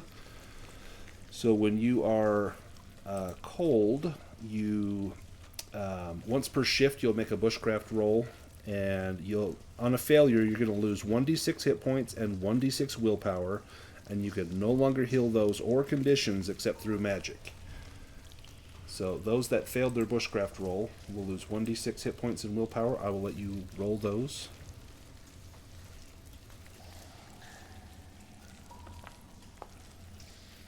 There's my hit points. And then 1d6 willpower? Yep.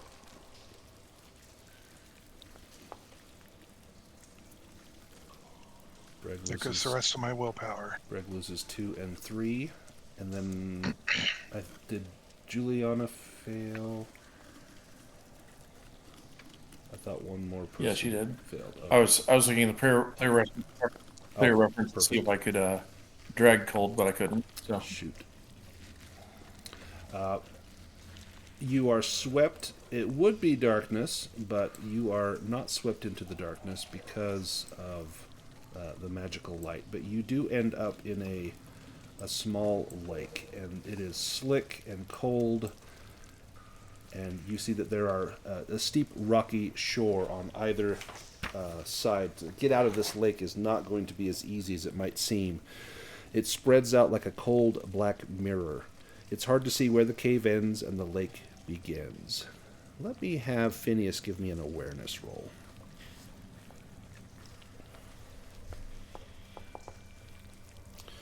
There's something in the water. You sense it as much as feel it. Now, to climb out, the edges of the lake are dark and slippery. Those willing to get out must make an acrobatics roll to avoid being stuck in the lake and trying to get out.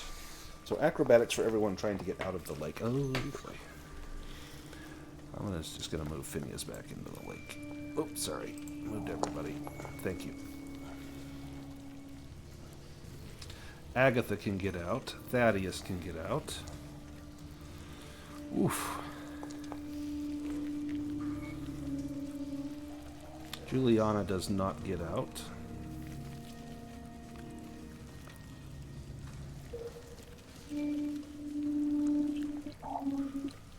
Can I come over here with the rope and possibly give Julianna a boon?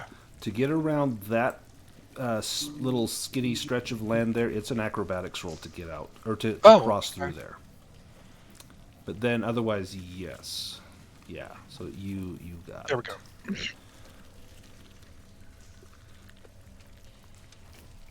I'll kind of throw it at Brêg here with the idea that they can both grab onto it.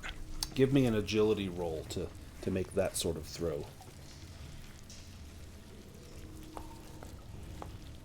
Oh yeah, you throw it across the lake. Brêg and Julianna can grab onto that. That'll give you guys a boon on your acrobatics roll to try and get out of there. Phineas, you are stuck. Give me another bushcraft roll as the cold begins to seep in. Julianna gets out. Phineas is okay. Can Brêg get out? Okay. Acrobatics with a boon. boon and a bane. Ooh. Ugh.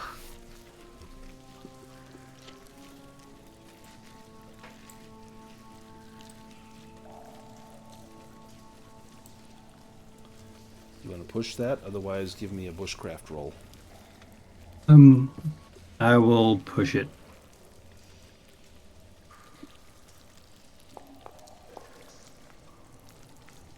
Ugh. Shoot. Okay. Bushcraft.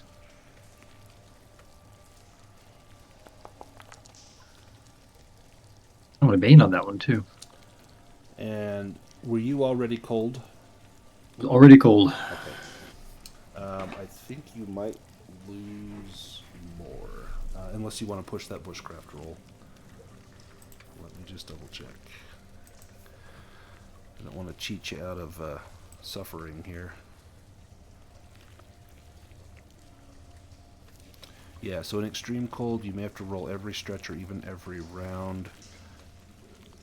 Yeah, with the same effect if you fail. All right. How about go a long shot, but I'll push it.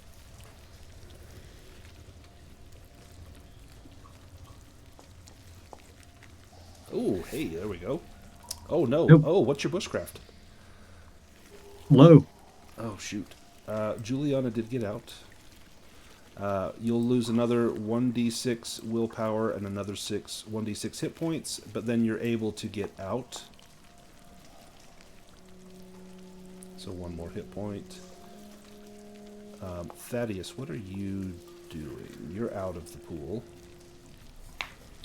Looking around, I guess. You don't have light. You can see that there is maybe a passageway down here to the southwest. And Phineas is still in the water. You can give me another acrobatics roll to get over, or you can give me a swim roll to swim over to that rope. Like a boss. And then it'll be another acrobatics roll to get across that little spit of land. Very slick, very dangerous.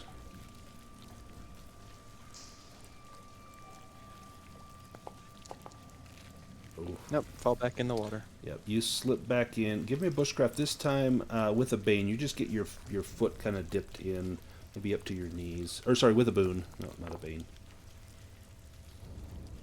Sorry, roll that again with the... there we go. So you do not become cold, and then you're able to pull yourself up. Thaddeus, you're going to need to make an acrobatics roll to get across that little spit of land. Yep.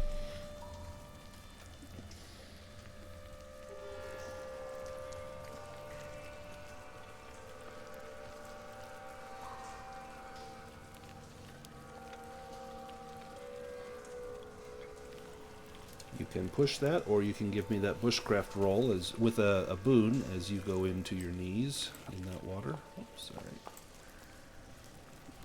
Nice. Yeah, no worries. And you managed to get back up on your feet.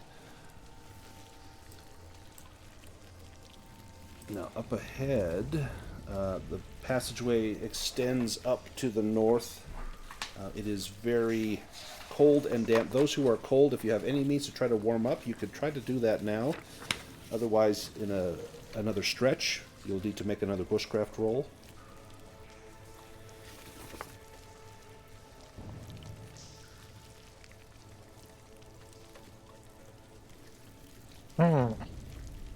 Heat chill.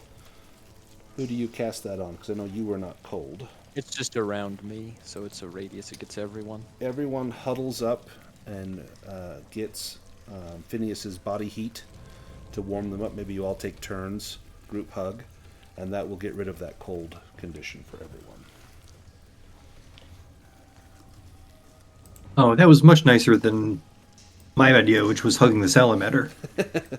Speaking of which, you see a light up ahead, and the salamander begins to move towards Phineas, as though answering his summons. This room up here, this large chamber, along the walls of the cave lie old swords and armor covered in dust and dirt. Yellowed bones and blankly glaring skulls can be seen here and there.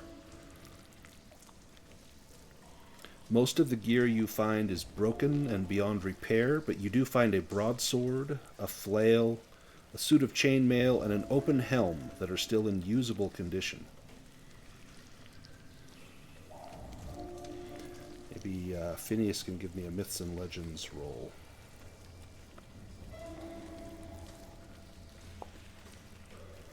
These are ancient relics, likely from the Draconic Empire of Eladane. Well, do I sense a magic item in here? Do you cast Sense Magic? Yes, you do. In fact, underneath a rusted bit of plate, there is a magic item. You find a sling. And can I determine its qualities? Yes. It has a mentalism quality. I think with Sense Magic you sense the School of Magic. It's mentalism, which is the school for enchant weapon. And so it's likely an enchanted sling. Let me put it on the chat, and whoever wants that sling... I don't think Phineas uses a sling.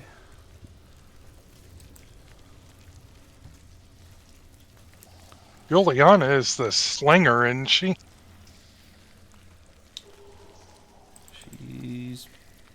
She does have a sling. Yeah, she's really good at slings. If Juliana wants this, Phineas will take her normal sling, because he doesn't have one. He was planning on buying one in Outskirts. So. If Juliana wants to take Sure. the sling of Sishrak, you may.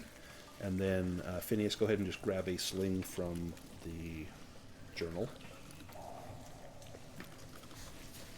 Alright, I'll just dump it for my character.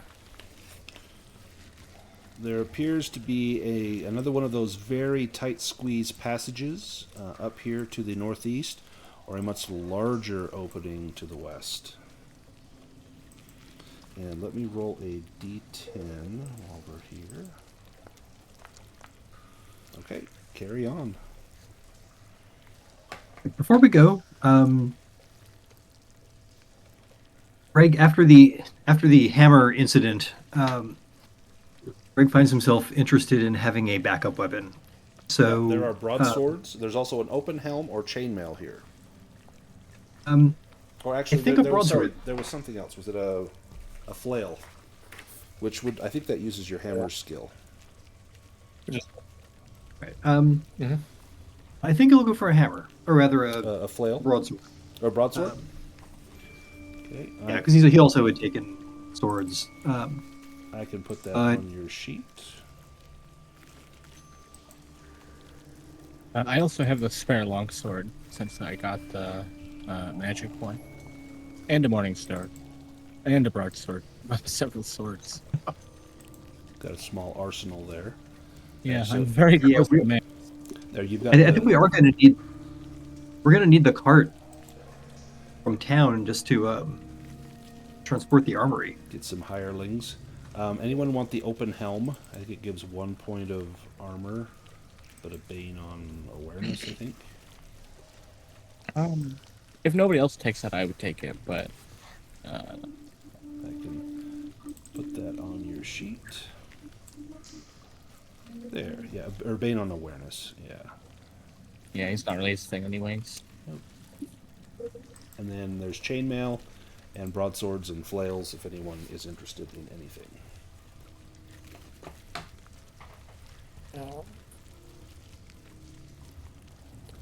Where's everybody at on? Carrying capacity? Let's see. Julianna pick up the chainmail and put it in her backpack just because she can sell it. It's valuable. I can throw that on your character sheet right now. Got it right there. I got it. Oh, sorry. I think I just dropped it on when you said you had it, so I'll let you deal with that. Because chainmail is fairly expensive. It's I'm all set. Like 50 gold. Is a chainmail is that like one Which is nice. weight unit? I think it is one weight. Because if so, if there's another set, Phineas can carry one. I'll put that on your sheet. There we go. I'll unequip it since you don't want to be wearing that. There you go. Yeah, you've got just under a unit of weight left.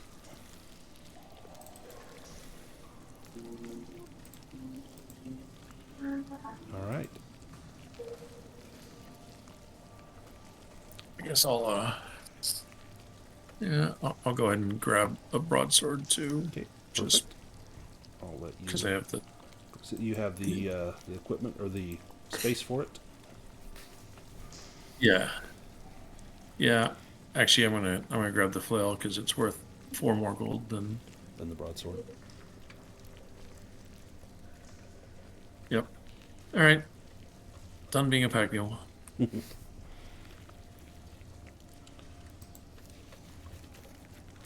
All right, where to from here? Oh, there seems to be another tight tunnel, Northeast. possibly filled with spiders, to the east. It would take an acrobatics roll.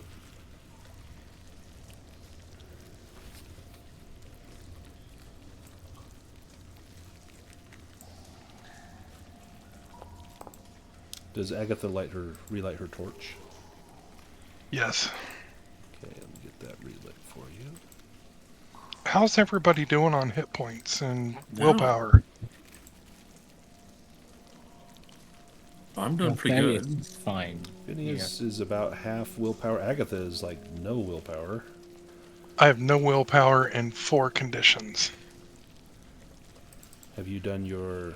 Oh, and you've done your stretch rest and your round rest? Stretch and round, yeah. Oof.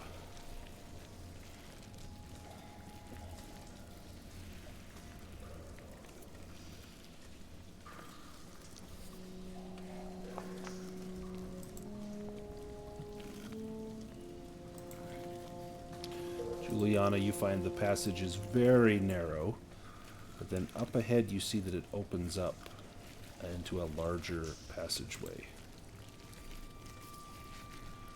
And there you would not need to make acrobatics All right, rolls to get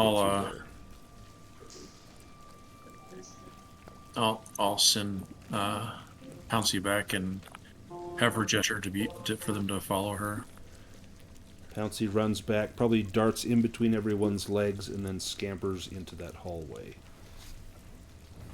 With an acrobatics roll, you may push your way through there to where Juliana is at.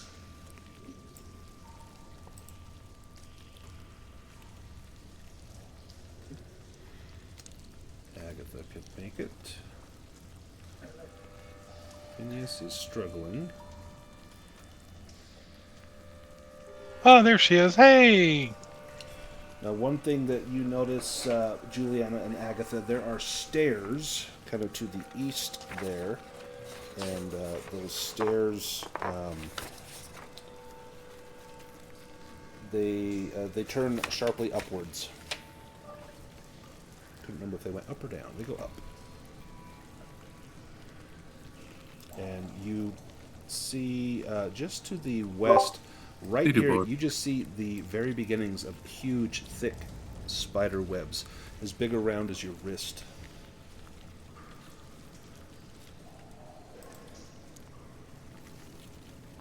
Did you, were you going to bring us with you, Agatha? Beg your pardon? Were you going to bring the others with you?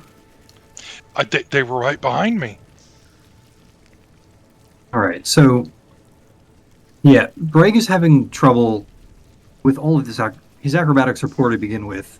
Doing it in plate armor. So you can take your armor off and leave it, and then make it through the tunnel if you like. You can just unequip it and then move through the tunnel. You would probably drag it behind you, and then you wouldn't have that bane on your acrobatics. That's always an option. A little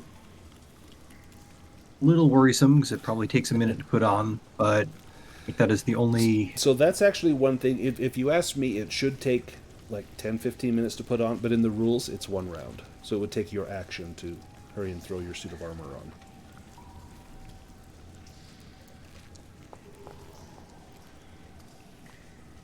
Oh, shockingly, Brêg got through. Nice.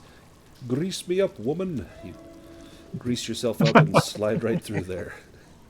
Will Brêg make it back is the question. Well, bits and pieces of him will, if it's anything like that orc. What about Thaddeus, Phineas, and the salamander? Phineas would have to push that roll. The salamander was able to make it, but Phineas cannot. Get the salamander in there. But the salamander would stay with me. No, you need to take the salamander back there. There we go. It's like, hey guys, what about Thaddeus? You guys? You can give it a go.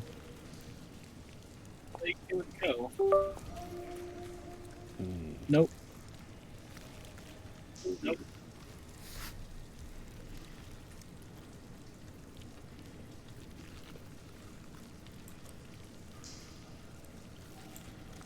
Where to from here?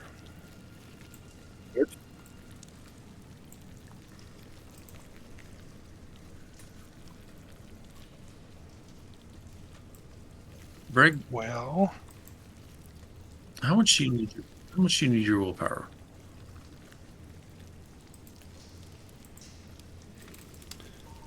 He's got defensive is probably the one he's going to use the most. All right. Okay. What would I be doing with this willpower? Donating it. That's all right. Yeah, Juliana can strip you of your willpower and give it to someone else. Oh.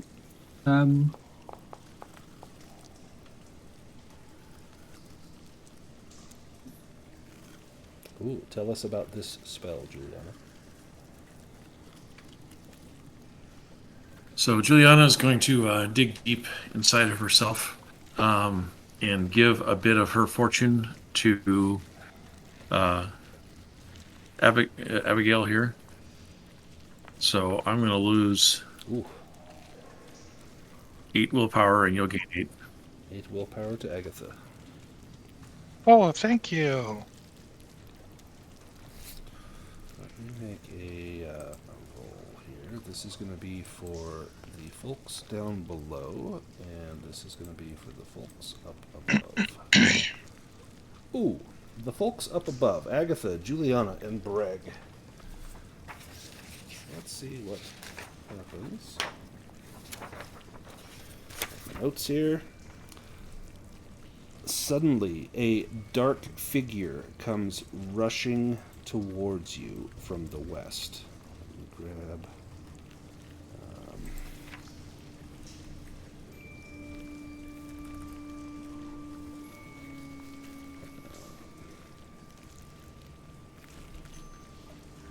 Got it. There we go. I only do that once per character, though. Like, I can't give you any more, Abigail. A figure comes rushing towards you, shouting about, "The beast's in the dark!"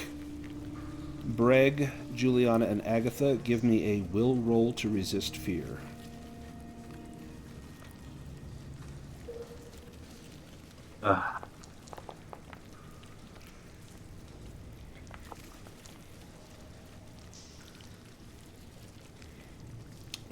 Julianna is okay. Agatha and Brêg, do you want to push that? If not, you will become shaken. You'll take the scared condition. If you already have scared, you'll take another condition. Okay, I'll take. Gosh, dazed, I guess. What about you, Agatha?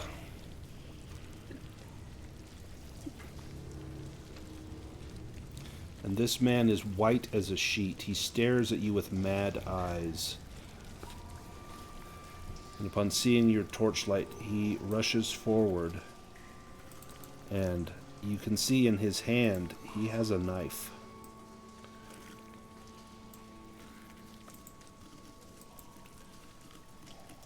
And please draw an initiative card so we can arbitrate what happens here.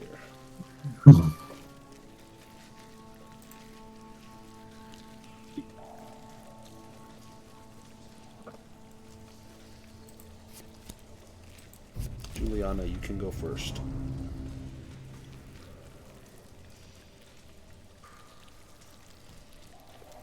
All right. So before we get to murdering, if this is just one guy with a knife, does he seem to have violent intent, or is he trying to run past us? Give me an intelligence roll.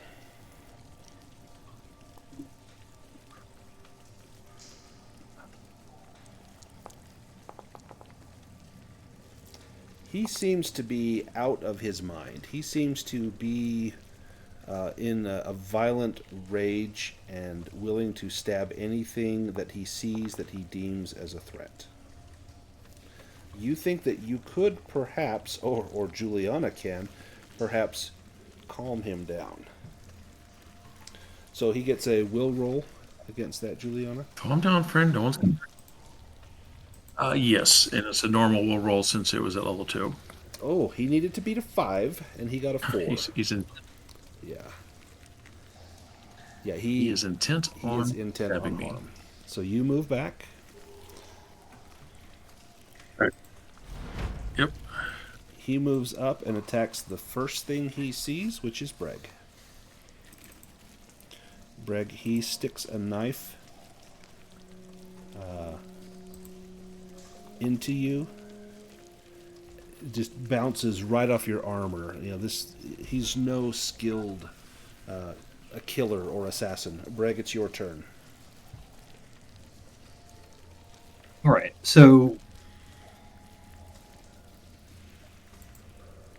Brêg is angry enough that he's not going to reason with this idiot, but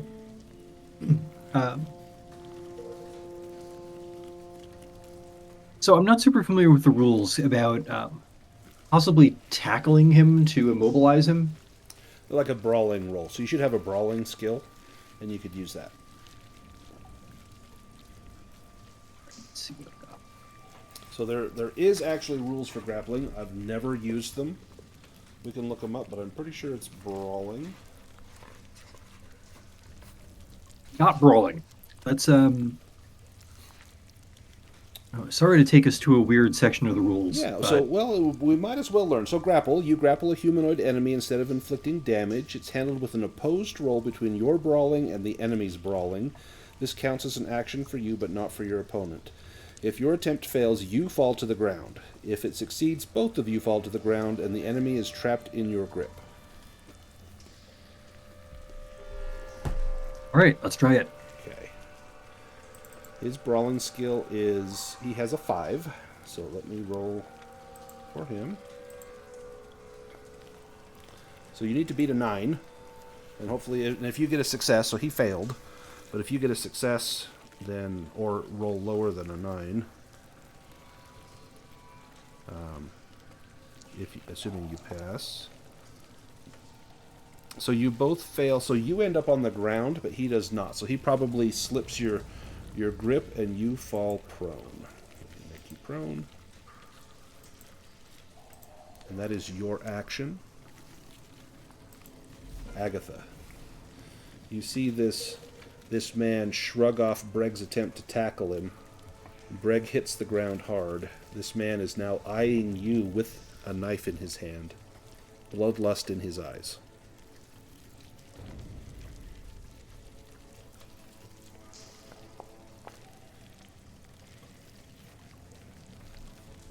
Roll damage.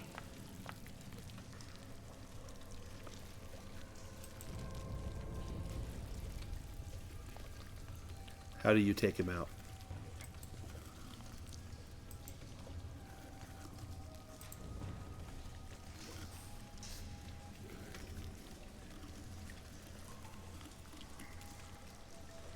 You might be muted if you're speaking, Brêg.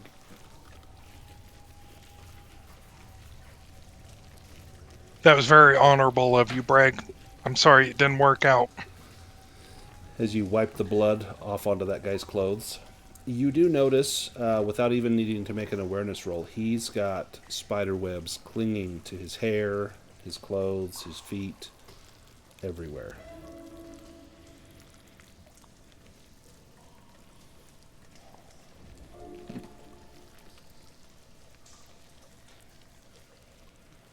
Got anything in his pockets? Give me a spot hidden.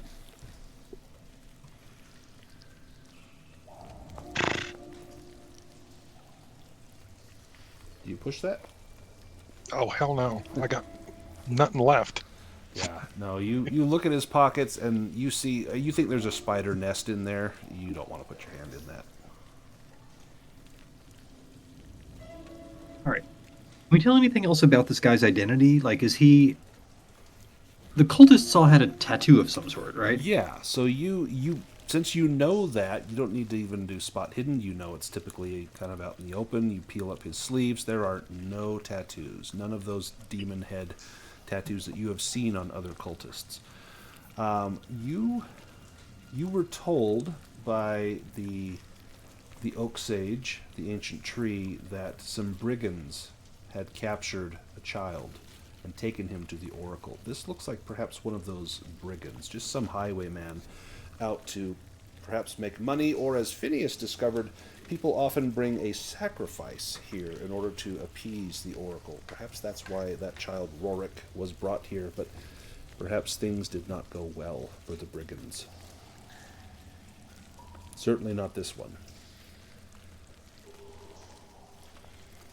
So if we were to capture the next brigand we come across, we would have our own sacrifice for the oracle. Yeah, Julianna, you see a Putting that idea out there. bridge in front of you. This bridge is made of incredibly thick strands of webbing. Here are my notes. it opens into a seemingly bottomless shaft. A dark abyss gapes before you. Thick cobwebs form a bridge to the other side, where perhaps the passage continues into the mountain.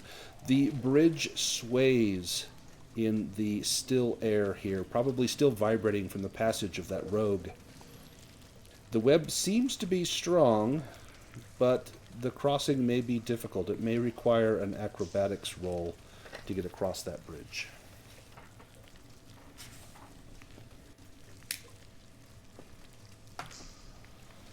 More acrobatics. What could go wrong?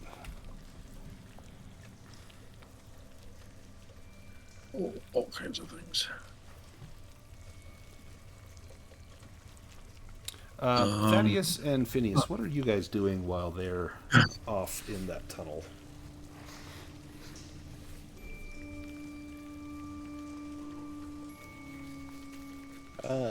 I'm not sure. Perhaps I would Are head you back the waiting, other or way would you and, go explore a little more? Phineas will, I suppose, start heading back the other way and see if he can find a passage that might meet up with them. So you do notice that the tunnel passageway continues on, and then up ahead you see spider webs as well. Let me just pause you right there, and I'll tell you what you see, and then we'll go back to the other group. That is... The tunnel opens into a cramped, caved chamber whose walls, floor, and ceiling are covered in thick white webs. You can see spiders scurrying along the edges of the webs, the smallest the size of a fist, the largest as big as well-fed cats. There are significantly more here than you saw in that little tunnel. But they do not seem to be aware of you as of yet.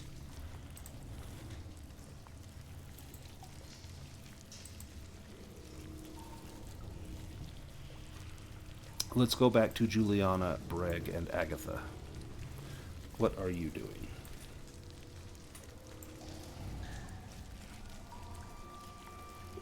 Agatha, right. do you think you can get us across these webs?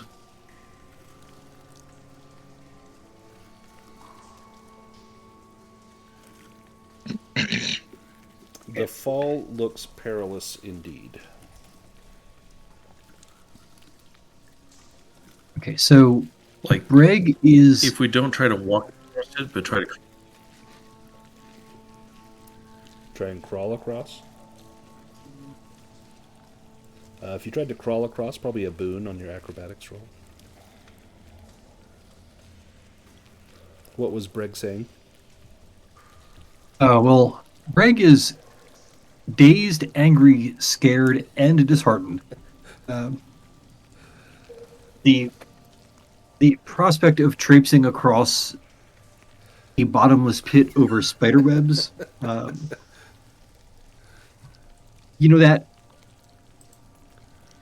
that right side tunnel seems more and more appealing. Just, what are we here for? We're here to explore, but ideally, retrieve this lad. This one brigand might have tried crossing this bridge, but this doesn't seem like it could possibly be the normal way to the Oracle. Unless the Oracle is a terrifyingly large spider. I can crawl across there with a rope around my waist.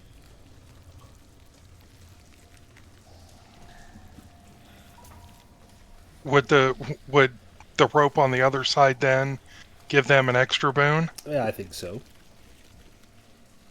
All right. Ooh. That made it. All right, are you under... Yeah, I'm under Julianna. Under Julianna. Let me just move them back. Okay, I'm going to move you to the other side, Agatha. Oh, Lord. That makes my butt pucker. Right? It's a long bridge. All right, there is a rope across. Brêg and Julianna, that is going to be with... If you crawl with the rope, that's a double boon with an acrobatics roll. And the cost of a fall is... Can we get Agatha to play her big? Death. Can we get Agatha to play us a song so we Yeah, does Agatha play a nice are little enheartened? web crawling song? Absolutely. What would that be? London Bridge is falling down. No, don't do that one. No. Under the Bridge by the Chili Peppers. No, don't do that one. No. You bust Free out. Falling, Oh, Tom there Petty? you go. Yeah, a little Tom Petty. Oh my goodness, that 5.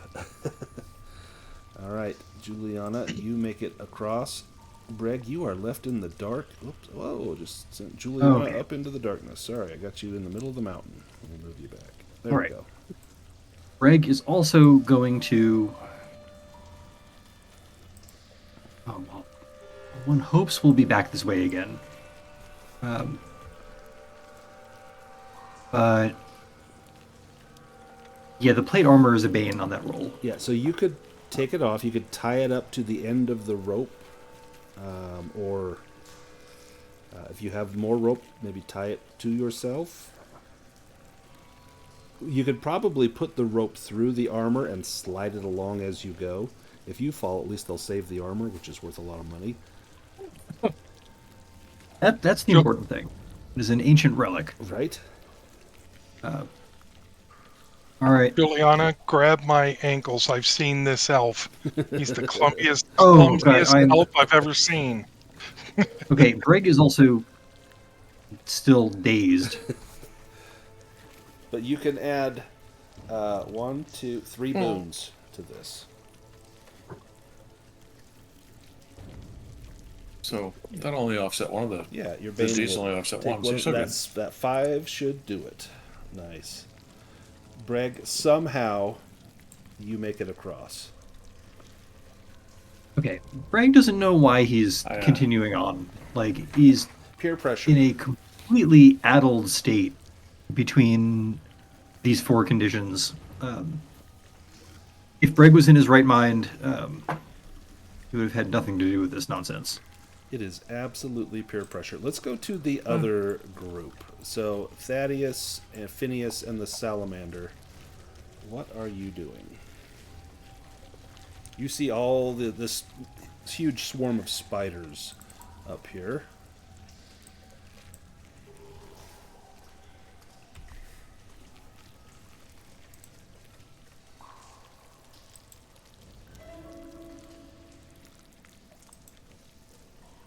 If you want to make sneaking rolls, you can try to be stealthy. Your light doesn't help, probably would give you a bane. The huge flaming salamander probably doesn't help either, as it tries to sneak through the webs. Oh gosh, yeah. Yeah, so trying to sneak with that salamander is not your forte. As you get into there, Phineas, you see that swarm beginning to gather and swiftly approach. Let's pull you guys into a little combat here.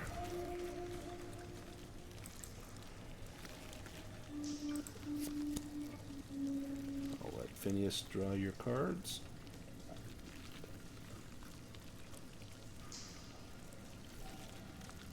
I'll draw them for you. There we go. Salamander is up first.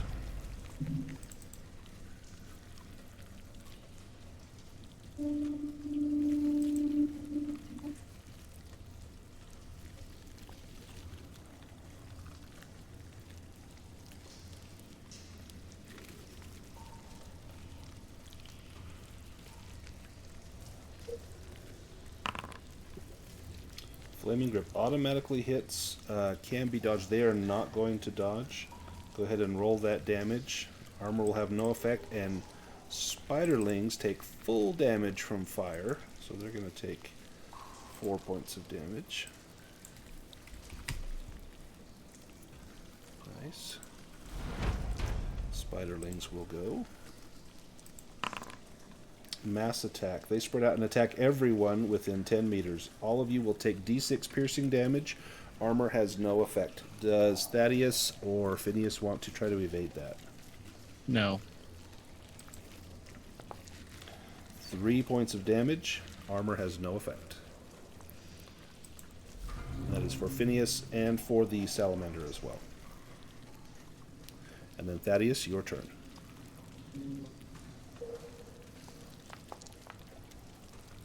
Oof.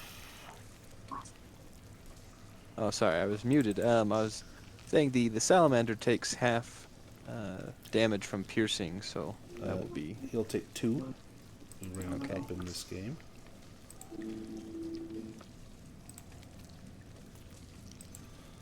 Oh, Thaddeus cannot come through with the longsword. The spiderlings will attack again.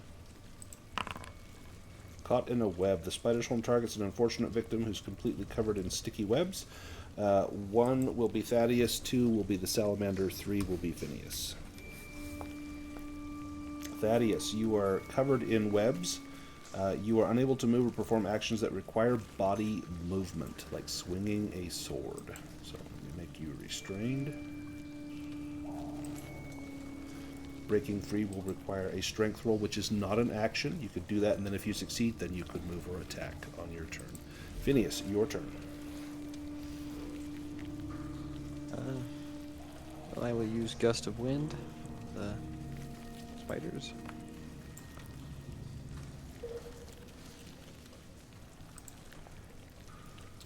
Six, 4 damage. They take the full amount of that. And they they're get pushed 4 meters.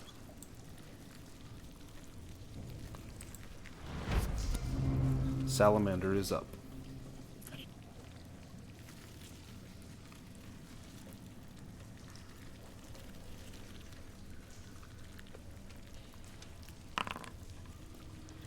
Flaming Grip. Go ahead and roll the damage. We take 1.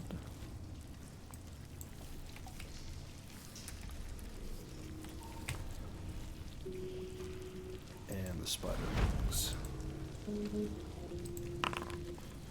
Joint attack. Who has the lowest constitution? Probably Phineas. He's got 12.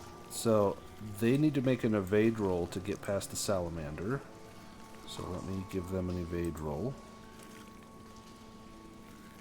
Yes, they get past the salamander. They will go at Phineas. You have not had your action. Do you want to evade this? Otherwise it's 2d4 slashing and a fear attack.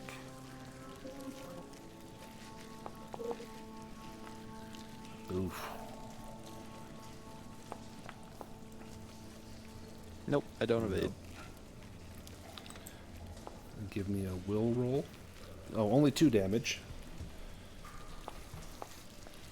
And you are not afraid. Phineas, let's see, you evaded. That's your turn. The spiders go again.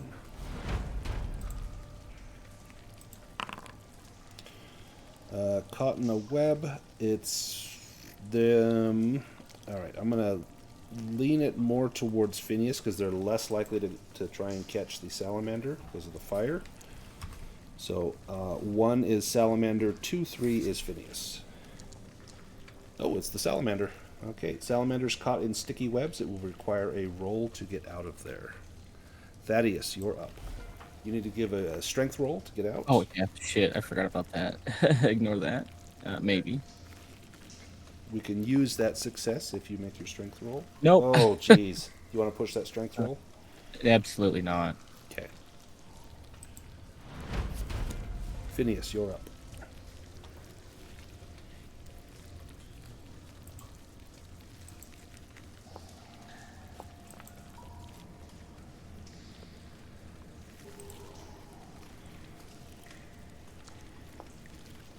Oh, do you want the willpower back, or do you want to double the damage, or cast another spell with a Bane?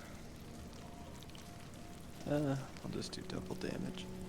Well, technically this will do more than does that. 12 damage. It'll technically do 46. I forgot that it does the 2d4. Oh yeah, against swarms, it does 2d6. So that does 13. They have 2 hit points left, and they get pushed 13 meters. 2, 3, 4, 5, 6. Salamander needs to make a strength roll, which its strength is going to be 10. Just roll a d20. Yes, so it is no longer restrained. It can move and make an attack.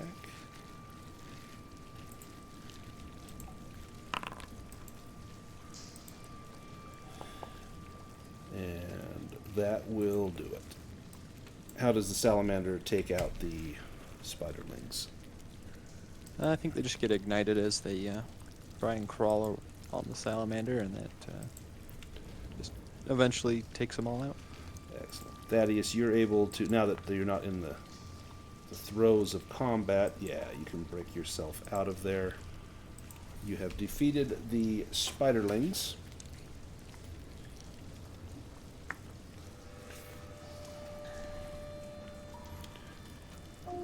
What do you do now?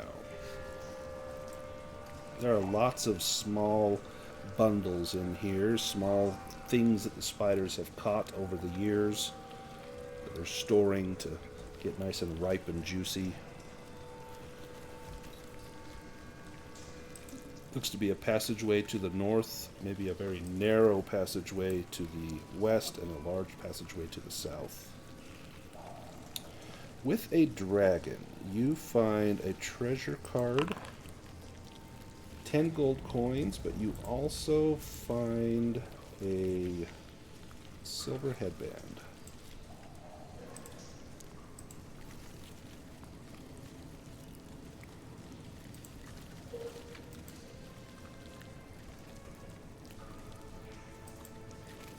This silver headband has an elven inscription on it. You can give a languages roll if you like, Phineas.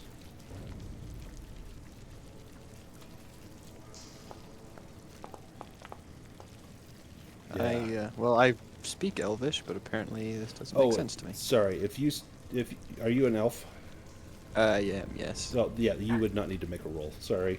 Yeah. So this is magical. It is imbued with a spell, the Protector spell, at power level 2.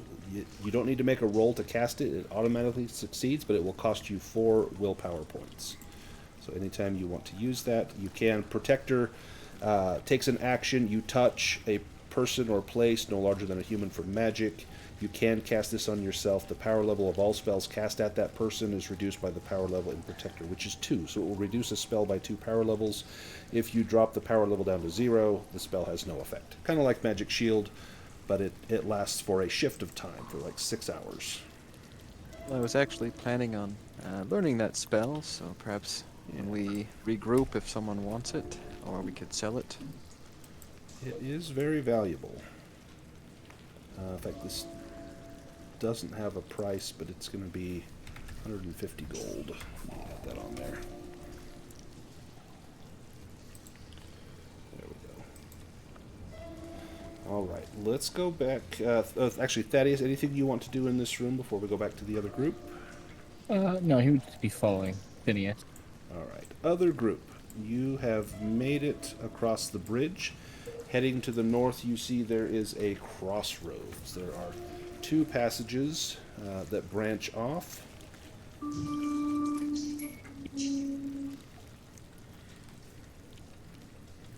We got to get grouped back together somehow. You guys could not be farther apart. Well, I'm hoping that they'll come north through a different passage. We do have a passage that goes directly north from this room where we're at, so we could head that direction. Let me roll a d10 to see what happens as you guys are traversing this passage. We've already had that one, so carry on. That was the brigand. As you get up to there, Julianna, you can smell a foulness, and Pouncy begins to growl in your arms. Pouncy is not loving this. And I'll let her down and leave her back here.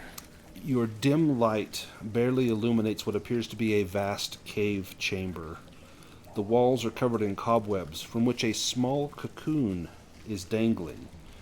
You see the outline of something very large moving in the shadows. And then a faint voice speaks inside your head as if whispering in both ears at once. "Little creatures, why have you invaded our home?" And then you hear clicking sounds of great mandibles. We're lost. We seek a child that kidnapped and brought here. You then hear the cry of a small child crying out, "Help me! Help me!" And then the sound is muffled. "The child is alive. You may have the child if you do something for me." To the east, there is a keep. Go back the way you came. There are things in that keep, a group of orcs that have settled in a part of my cave. Eliminate them, and you may have the child.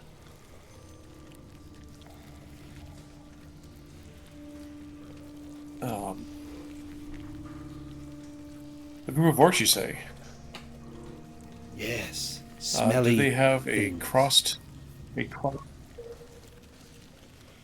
Do they have a cross-hooked design on them? Yes, they do. Tattoo? They bear that mark upon their foul armor, but my fangs can pierce their hide, their armor, their steel and iron. No doubt. No doubt about it. But I think it's entirely possible that we will be able to talk them into leaving because we have an in with them. We're kind of working together. You are allied with them? And you hear something large moving. Yes, ahead. but not. It sounds like something the size of an elephant moving in that room. You are allies to them? We are allied with. We are, but not in occupying your keep. So because we are allies to them, we can very easily ask them to leave, and they will listen to us.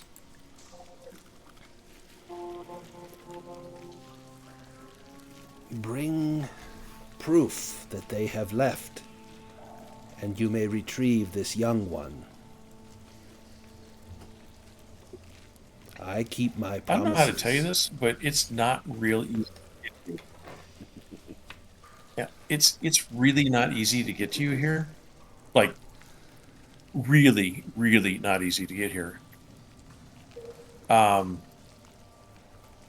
also keep my promises. As a witch of the Coven of White, we are here to help all people, oracles, whatever. I would like to see the orcs leave your area without causing you any more undue harm. I'd like to see the child gone, and I will see all of this done, but I need you to let the child go with us because it's going to be impossible for us to get back here to prove it to you. I've seen a number of your children in the passageways. They can report our success pretty quickly when we succeed. Give me a persuade roll with a boon, because you mention a way that she could perhaps know what's going on. Ooh. With the boon, you get it. Okay, I have a quick boon. You hear the clicking of mandibles, and then that voice inside your head. Come forth. I will give you one of mine. Carry them with you, and they will return to me and report. And as you enter into the room, just up here to the north, you can see the outline of a huge spider. And off to the west, there is a bundle in the webbing. And inside that bundle can see a child. Tears streaked down their face. All right. There's the bundle right there. That great spider takes a step towards you. Its great bulk lumbering through the chamber, its legs as big around as tree trunks. It extends one forelimb down, and a small spider, about the size of Pouncy, crawls down its leg and approaches you. It's like a tarantula, its forelimbs raised as it paws the air at you, and then it climbs up your leg, up onto your shoulder. Give me a will roll to resist fear. Sure. I will have extended my arm so it can get up there easier. Yeah, it gets I'll have up the there. child over the other shoulder.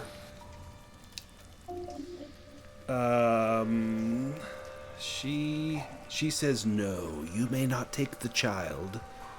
I will deposit the child at the entrance to my cave when your deeds have been reported as complete.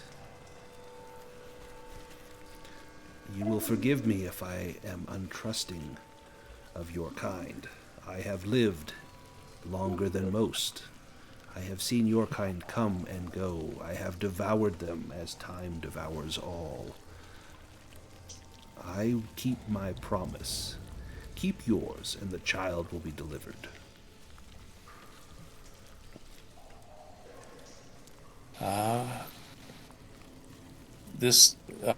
You have been here longer than time itself. So much so that this place bears your name, the Oracle Cave. I am If- Sakshal. I have been here since the first acorn laid root in these woods. If you do not come through on this cave will be known as the Dead Oracle Cave once we succeed. You have no need to fear my truthfulness or my reputation. Only fear me if you cross me. That is what I am counting on. You can go ahead and have the child start taking the child to the exit. There's two more of us around here somewhere. They really couldn't squeeze through some of the tighter passages. Let them know that we've got this taken care of, and they can meet us at the entrance. I have smelled them. One of them bears fire. This I cannot abide. They are very near to... Yeah, I've smelled them. They are near to my nursery, and in that nursery they will meet their end if they are not cautious. I'll pull out a piece of paper and and write on it, meet us at the entrance, Julianna, and ask if one of her children can deliver this message. For what good it will do, I know not, but I will see it done. Pray, tell me, many who come to seek the oracle offer sacrifice in exchange for wisdom. Would you ask something of the oracle? And what would you leave? I smell something tasty in the hall to the east. One of the plump, round, young halflings. I would exchange the halfling for wisdom. Will you make this deal? Oh, you'd get the short end of that bargain, let me tell you. Unfortunately, I cannot do that. However, if you would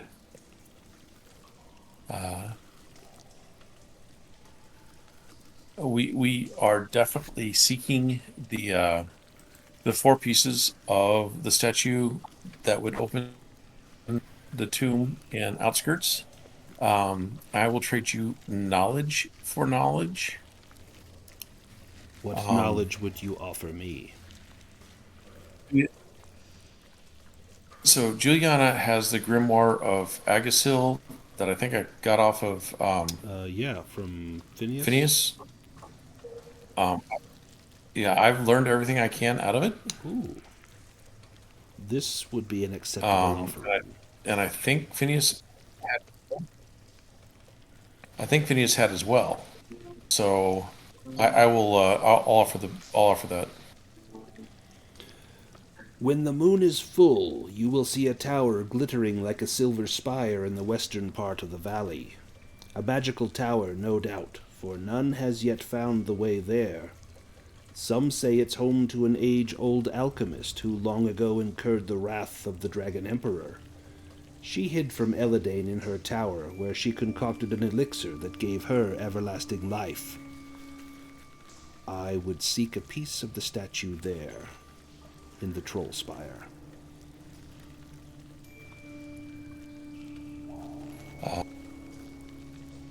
I thank you, Oracle, for your wisdom and for being benevolent in giving us the child. Once we have gotten the orcs out, which should be no problem. Is there a good way to get back across that bridge if you're not a spider? My children will bear you across.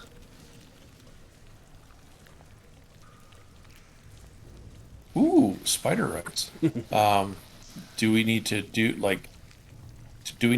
lay flat as a plank or something? We don't want to squish them accidentally. Yes, you will lie on your bellies, and they will carry you across the web. Close your eyes. It would not do you good to look down into those depths. And she begins to move towards Agatha. And you see her slavering, her front little forelimbs and her mouth parts moving, and saliva dripping down as she approaches Agatha. Yes. We have made our trade. What should I call it? Shatha, you said? Sakshal is the name that your kind have given me. Well, Sakshal, we have made our trade. Agatha, Brêg, we're going to go back across the bridge. We're going to be carried by numerous amount of spiders. It is suggested that you close your eyes so that you don't look down, and probably your mouth so you don't, gulp.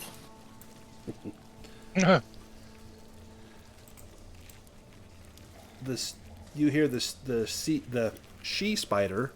It's like she sells seashells by the seashore. This she spider clatters her forelimbs a few times, and as you head back to the bridge from whence you came, you are greeted by a massive swarm of spiders. There are hundreds of spiderlings here, and they emerge from cracks and crevices, and they will you to lie on your bellies, prostrate before them. It will take I will do so. It will take a will in roll. a show of good faith. Yeah, give me a will roll. Sure.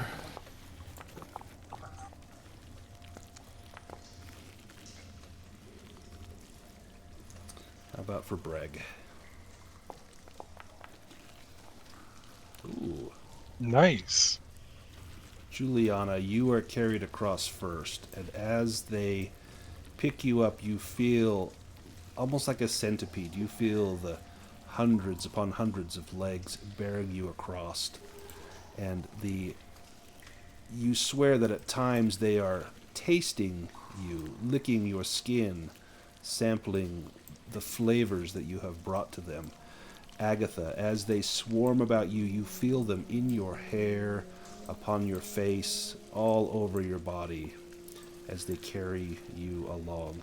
When they reach this point, you feel some of the webbing beneath you begin to shudder, and quickly the spiders repair it with strands of webbing. Had you not had the spiders here, you may have fallen. And then, let me grab Brêg. And likewise with Brêg, they're crawling inside your armor, all around you, over your hammer, as they bear you across, and you make it to the other side. Let's go back to the other group. Phineas, Thaddeus, and the Salamander. You see something large and imposing coming down the hallway. This is not Sakshal. You don't know who that might be, but it is a giant spider. And it has something attached to one of its forelimbs. Phineas, give me an awareness roll.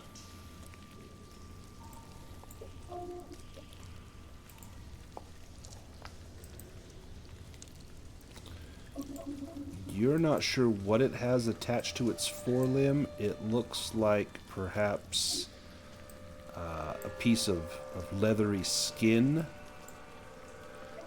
What it could be, you're not sure, but you see this spider getting close.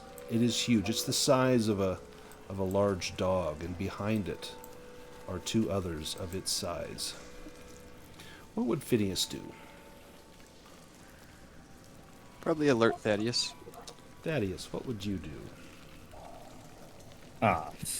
Yeah, he's probably just waiting with his crossbow. I don't know. He's not gonna do no awareness rolls. Do you fire at the spider? You kill the messenger? You wouldn't know. I can't see a thing from here.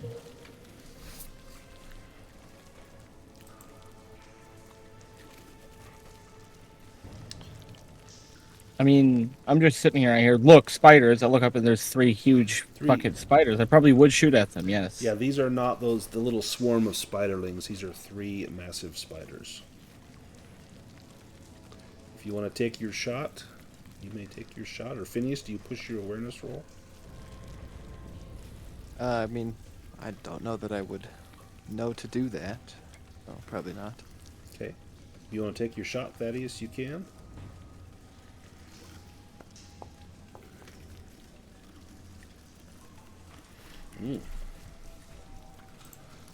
The spider will try to evade your shot.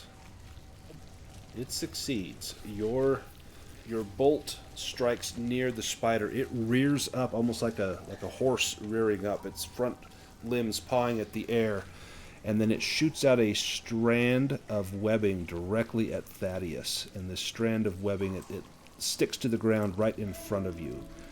And then the spiders slowly begin to back away.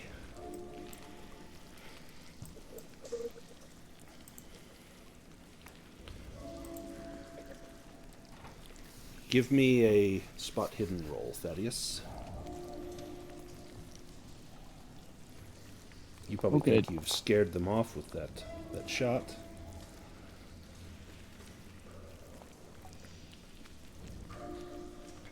Phineas, what are you doing? You can see there's something. You thought it was that piece of skin, perhaps, in its hand, is now on the ground near Thaddeus. Well, if I can see that it fell off of them, I would point that out and perhaps prompt inspection. As you pick it up, it is a letter from Julianna. And it mentions to meet them at the entrance to the cave.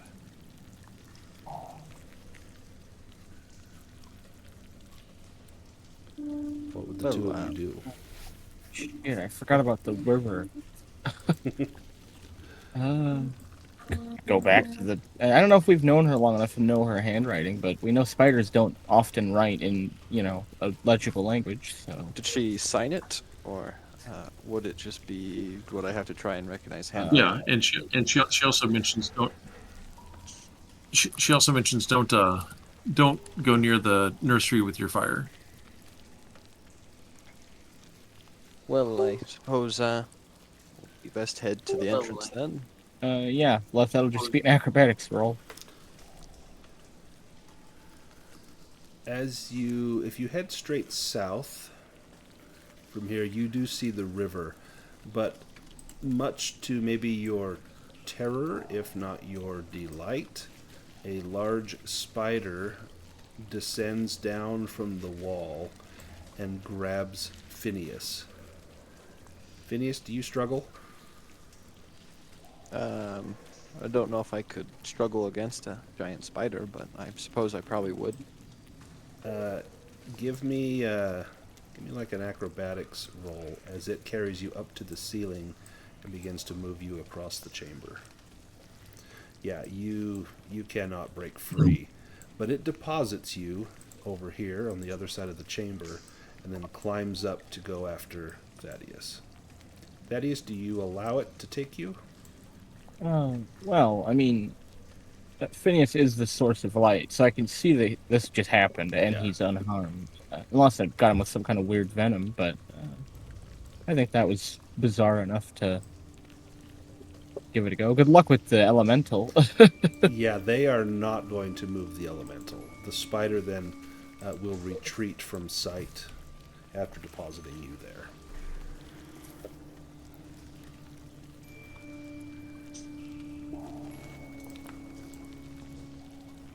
The elemental does not make its jump.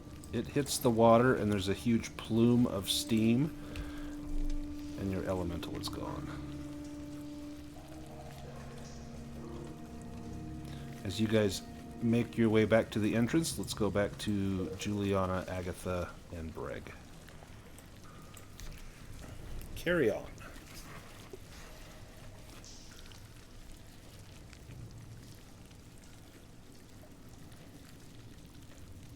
You see those stairs that lead All right. sharply upwards. I Yeah. want to go up those, but no. Mustn't. Now wait, where were these orcs allegedly? She said They- they were at a keep, which was probably on top of the hill, so it may be up those stairs. Oh. We got to meet them at the entrance, though. Oh, back through the water. Well, we gotta get the orcs out Wait, first. you have to convince the orcs first. We gotta get the orcs out first. Julianna, after a few minutes of arduous ascent, the tunnel opens to reveal a small keep with an extensive view of the iron forest. Orcish grunts can be heard from the lookout on either side of the wall.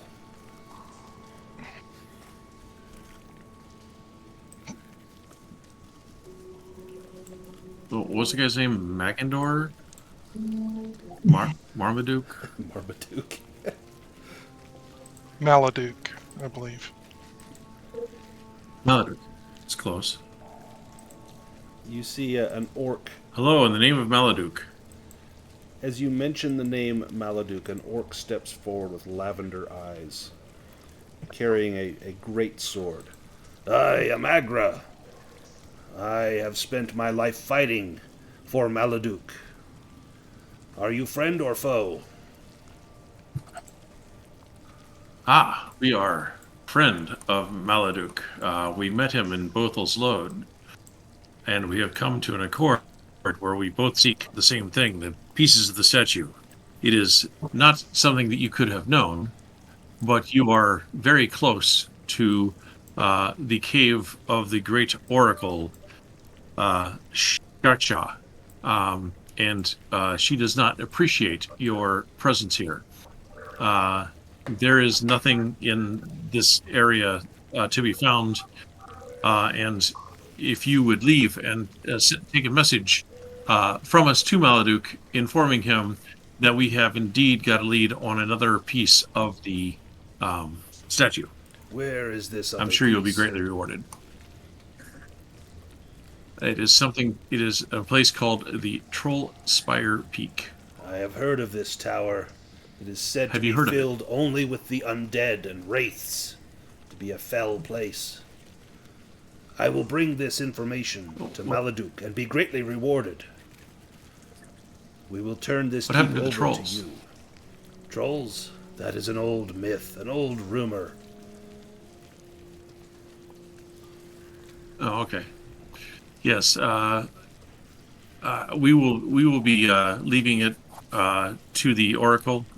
She can more than easily take care of it. She did us a favor by allowing us to ask you to leave rather than having her people, her can remove you. So We have lost many who have explored these caves. We will leave this place at once. We if came it across serves one. Marduk. Not Gurgash. It does. He was my kin. I have awaited his return for some time. He's not coming back. I'm afraid to tell you. He didn't. We found a desiccated corpse of an orc, and it. Did he bear there was this not sign enough left to and make he it work. shows you the 2 crossed meat hooks? Did his armor bear The this sign? sign of Maladuk. The sign of Maladuk indeed did. That is why we knew you to be friends. We will lament Gurgash's passing. Perhaps you with the pig's bladder can sing a dirge to mighty Gurgash. And he points at Agatha. Oh, I'd be happy to, and I'll play something nice and ugly Oh, sounding. you see tears in their eyes. So bagpipe music. Yep, exactly. They're snuffling, sobbing as they begin to gather up their gear. Give me a persuade roll with a boon. You have made a good argument. We'll see if they actually leave or if it's just for show. Let's wait for the boon. Oh, sheesh, yeah. You have convinced them that it would be okay to leave, and they will abandon this keep and go take that message to Maladuk. You've got 2 ways you can get out back to the entrance. From this keep, there are stairs leading down. You can go all the way around the mountainside, or you can go back through the tunnels and hopefully be taken with great care back to the entrance. How would you like to travel? I will look at the spider on my shoulder. The spider twitches its forelimbs at you a few times, scurries off of your leg, and scampers down those long stairs back into the cave. And you feel content that the message has been received. All right. I say we just go back the way we came. Actually, no. That's we'd have to go through that really narrow piece again, which is what split us the first time. We can just Indiana Jones red line it. The spiders would probably help you to get back to the entrance. Oh, okay. So Then, maybe you have great then- adventures as you make your way back to the entrance. As you zoom through the mountain,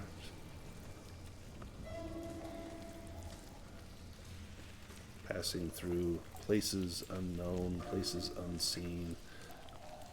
You find some of the rest of your party there,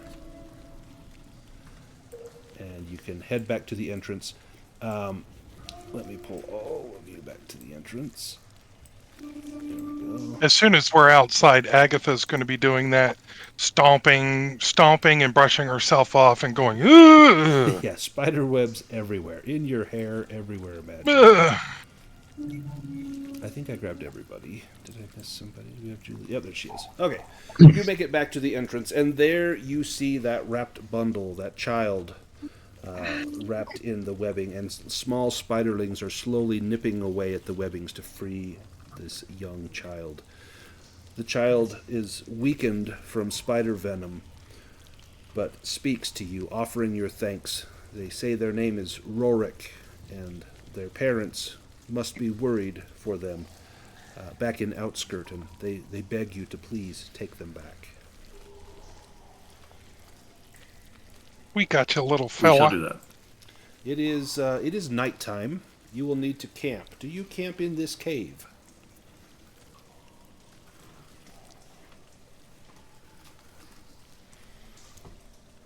As much as I don't want to, I think it's probably safer. You'd probably be watched over in the cave. I think You can make bushcraft rolls with a boon. The spiders will actually lay down some nice soft little web hammocks that you can sling yourselves into.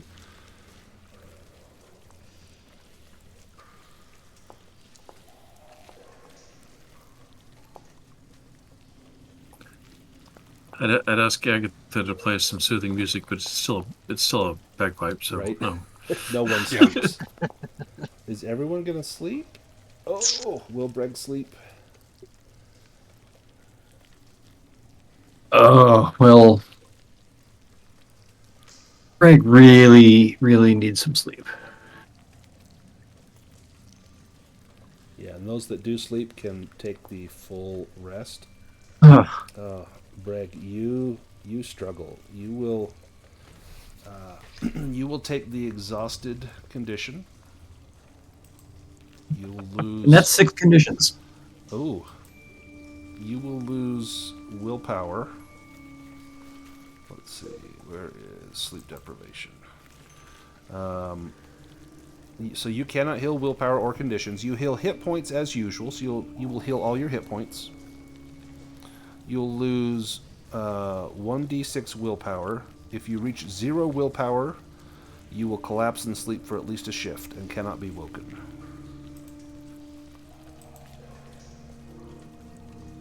Poor Brêg. He's just had a time of it. At least he's got full hit points and all the conditions. So then if you take any more conditions, you will lose hit points. Once the hit points are gone, you will lose willpower. Once they're gone, you start losing hit points. So you will definitely need to sleep. Hopefully within the next day or so. Or maybe you start the next morning and let Brêg sleep, and he sleeps in while you guys go hunting or something. But that brings us to the end of the session. If you guys want to do some improvement rolls, you can. Well done on getting through the Oracle cave without having to fight Sakshal or all of the other giant spiders that were in there. That was fantastic. I'm very afraid of what would happen if the 3 of us went up against Sakshal. So you guys were going to go up against Sakshal, and then Phineas and Thaddeus and the Salamander were going to fight 3 giant spiders. So yeah, it was going to be rough. So I don't think we survived that. Yeah, I don't think it would have been survivable. So I think you did the smart thing and talked your way out of it. Agatha, if you are ready, you can do your advancement rolls first. Acrobats. Nice. Nice. Bushcraft, come on. Oof. You bastard. Evade. Nope. Nice. Oh, it didn't? No. Oh, crap. Okay, languages, 12. And you got Nope. a 12. Shoot. Performance, 16. Nope. Ugh. Took a gamble. Spot hidden, 9. Oh, there you go. Made it. And knives for 16. Ugh, no. Come on. And slings for 13. Nope. Acrobatics and spot That's hidden. right. Phineas, you're next. Oh, Ooh. that improves. I decided I'd try that instead of learning a spell. Acrobatics does not go up. Awareness. Nope. Does not go up. Bushcraft. Nope. Does not go up. I have 10 of these. Quite a few. Yeah, you Evade rolled a does not lot go up. of demons and a couple of dragons. Healing goes up. Languages does not improve. Myths and legends does not improve. Oh, my there we go. sneaking improved. Nice. And my spot hidden. Oh, nice. Oh, my spot hidden. Oh, one more. One more and you get an ability, yeah. And I want to do some heroic rewards for this session. I think for Julianna's ideas of how to get past Sakshal, I think that's worth either a focused or a robust. Yeah, definitely. And I think it was Phineas coming in hot with the dispels and the magic shield. I think that is another either focused or robust. That was exceptional. So spot hidden. So wow, your spot hidden and Something else was at 17, wasn't it? I think no, I think I only have one skill at 17. Just the one. Thaddeus, you're up next.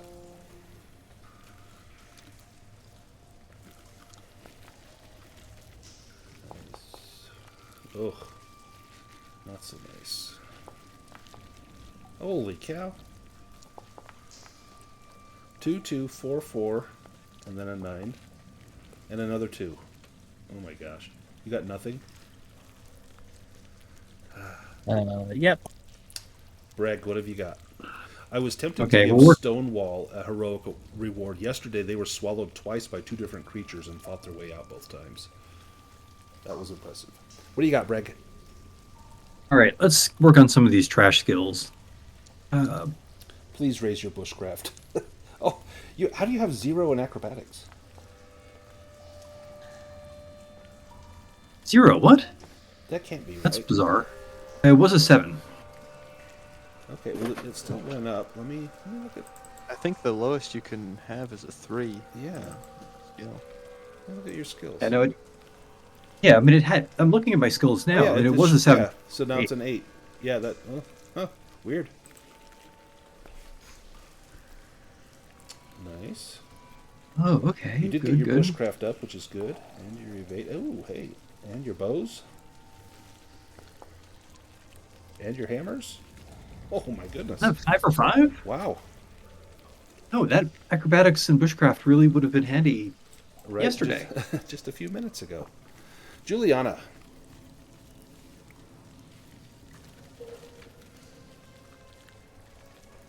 All right. Let's see how we do. Acrobatics. Nope. Nope. Awareness. Nope. Evade. Nope. Healing. Oh, there we go. Up to 6. Languages. Nice. Things. And I have no way of learning spells, so witchcraft. Nope. I got 1. Well, and it was a good one, up to 16 for Yep. healing. And languages went up. Yeah, from 8 to 9. Yeah, so I'll take it. Excellent. Next Sunday, I assume you guys are going to want to go to Outskirt. We've not been there for a hot minute, and I know we've wanted to get there. Plus, we have to take this boy back there. Let me take us back to the Misty Vale map. So I would assume we go to Outskirt next, and from there, you've got some choices. You've got the Troll Spire, which is way up at the top, past the ancient tree. You have also heard of the Tower of Sighs and the Temple of the Purple Flame. Where do you think you might want to go next? And you've heard of Fort Malice, way up at the northwest. Where do you think you'll go next so that I have it ready? Well, the Oracle did say the Troll Spire would be the place to look.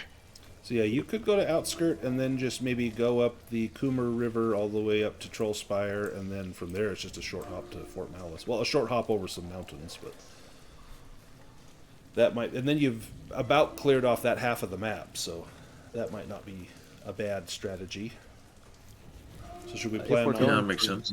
Outskirts up to that river, though, we're like right next to the Temple of the Purple Flame as True. well. So you could hit the Temple of the Purple Flame and then follow the river over to Fort Malice and Troll Spire. Tell you what, I'll get Temple of the Purple Flame and Troll Spire ready, just so that we have them ready to go, and wherever you decide to go, that's where we will go. Awesome. Well, thanks so much, you guys, for playing. That was a blast. I really enjoyed having a big boss battle that ended up not being a boss battle, because it would have been just horrible. So, very, very well done. Good role-playing, excellent use of alternate skills other than combat. And that demon fight, that was tough, man. Demons are just your Achilles heel. It's been demons. Of course, Yeah. 2 in 2 weeks, and it's not gotten any easier. So, good thing we're not going up against demon cultists or anything. So, awesome. I will see some of you for games on Friday, Saturday, but I'll see all of you again on Sunday. Thanks, you guys.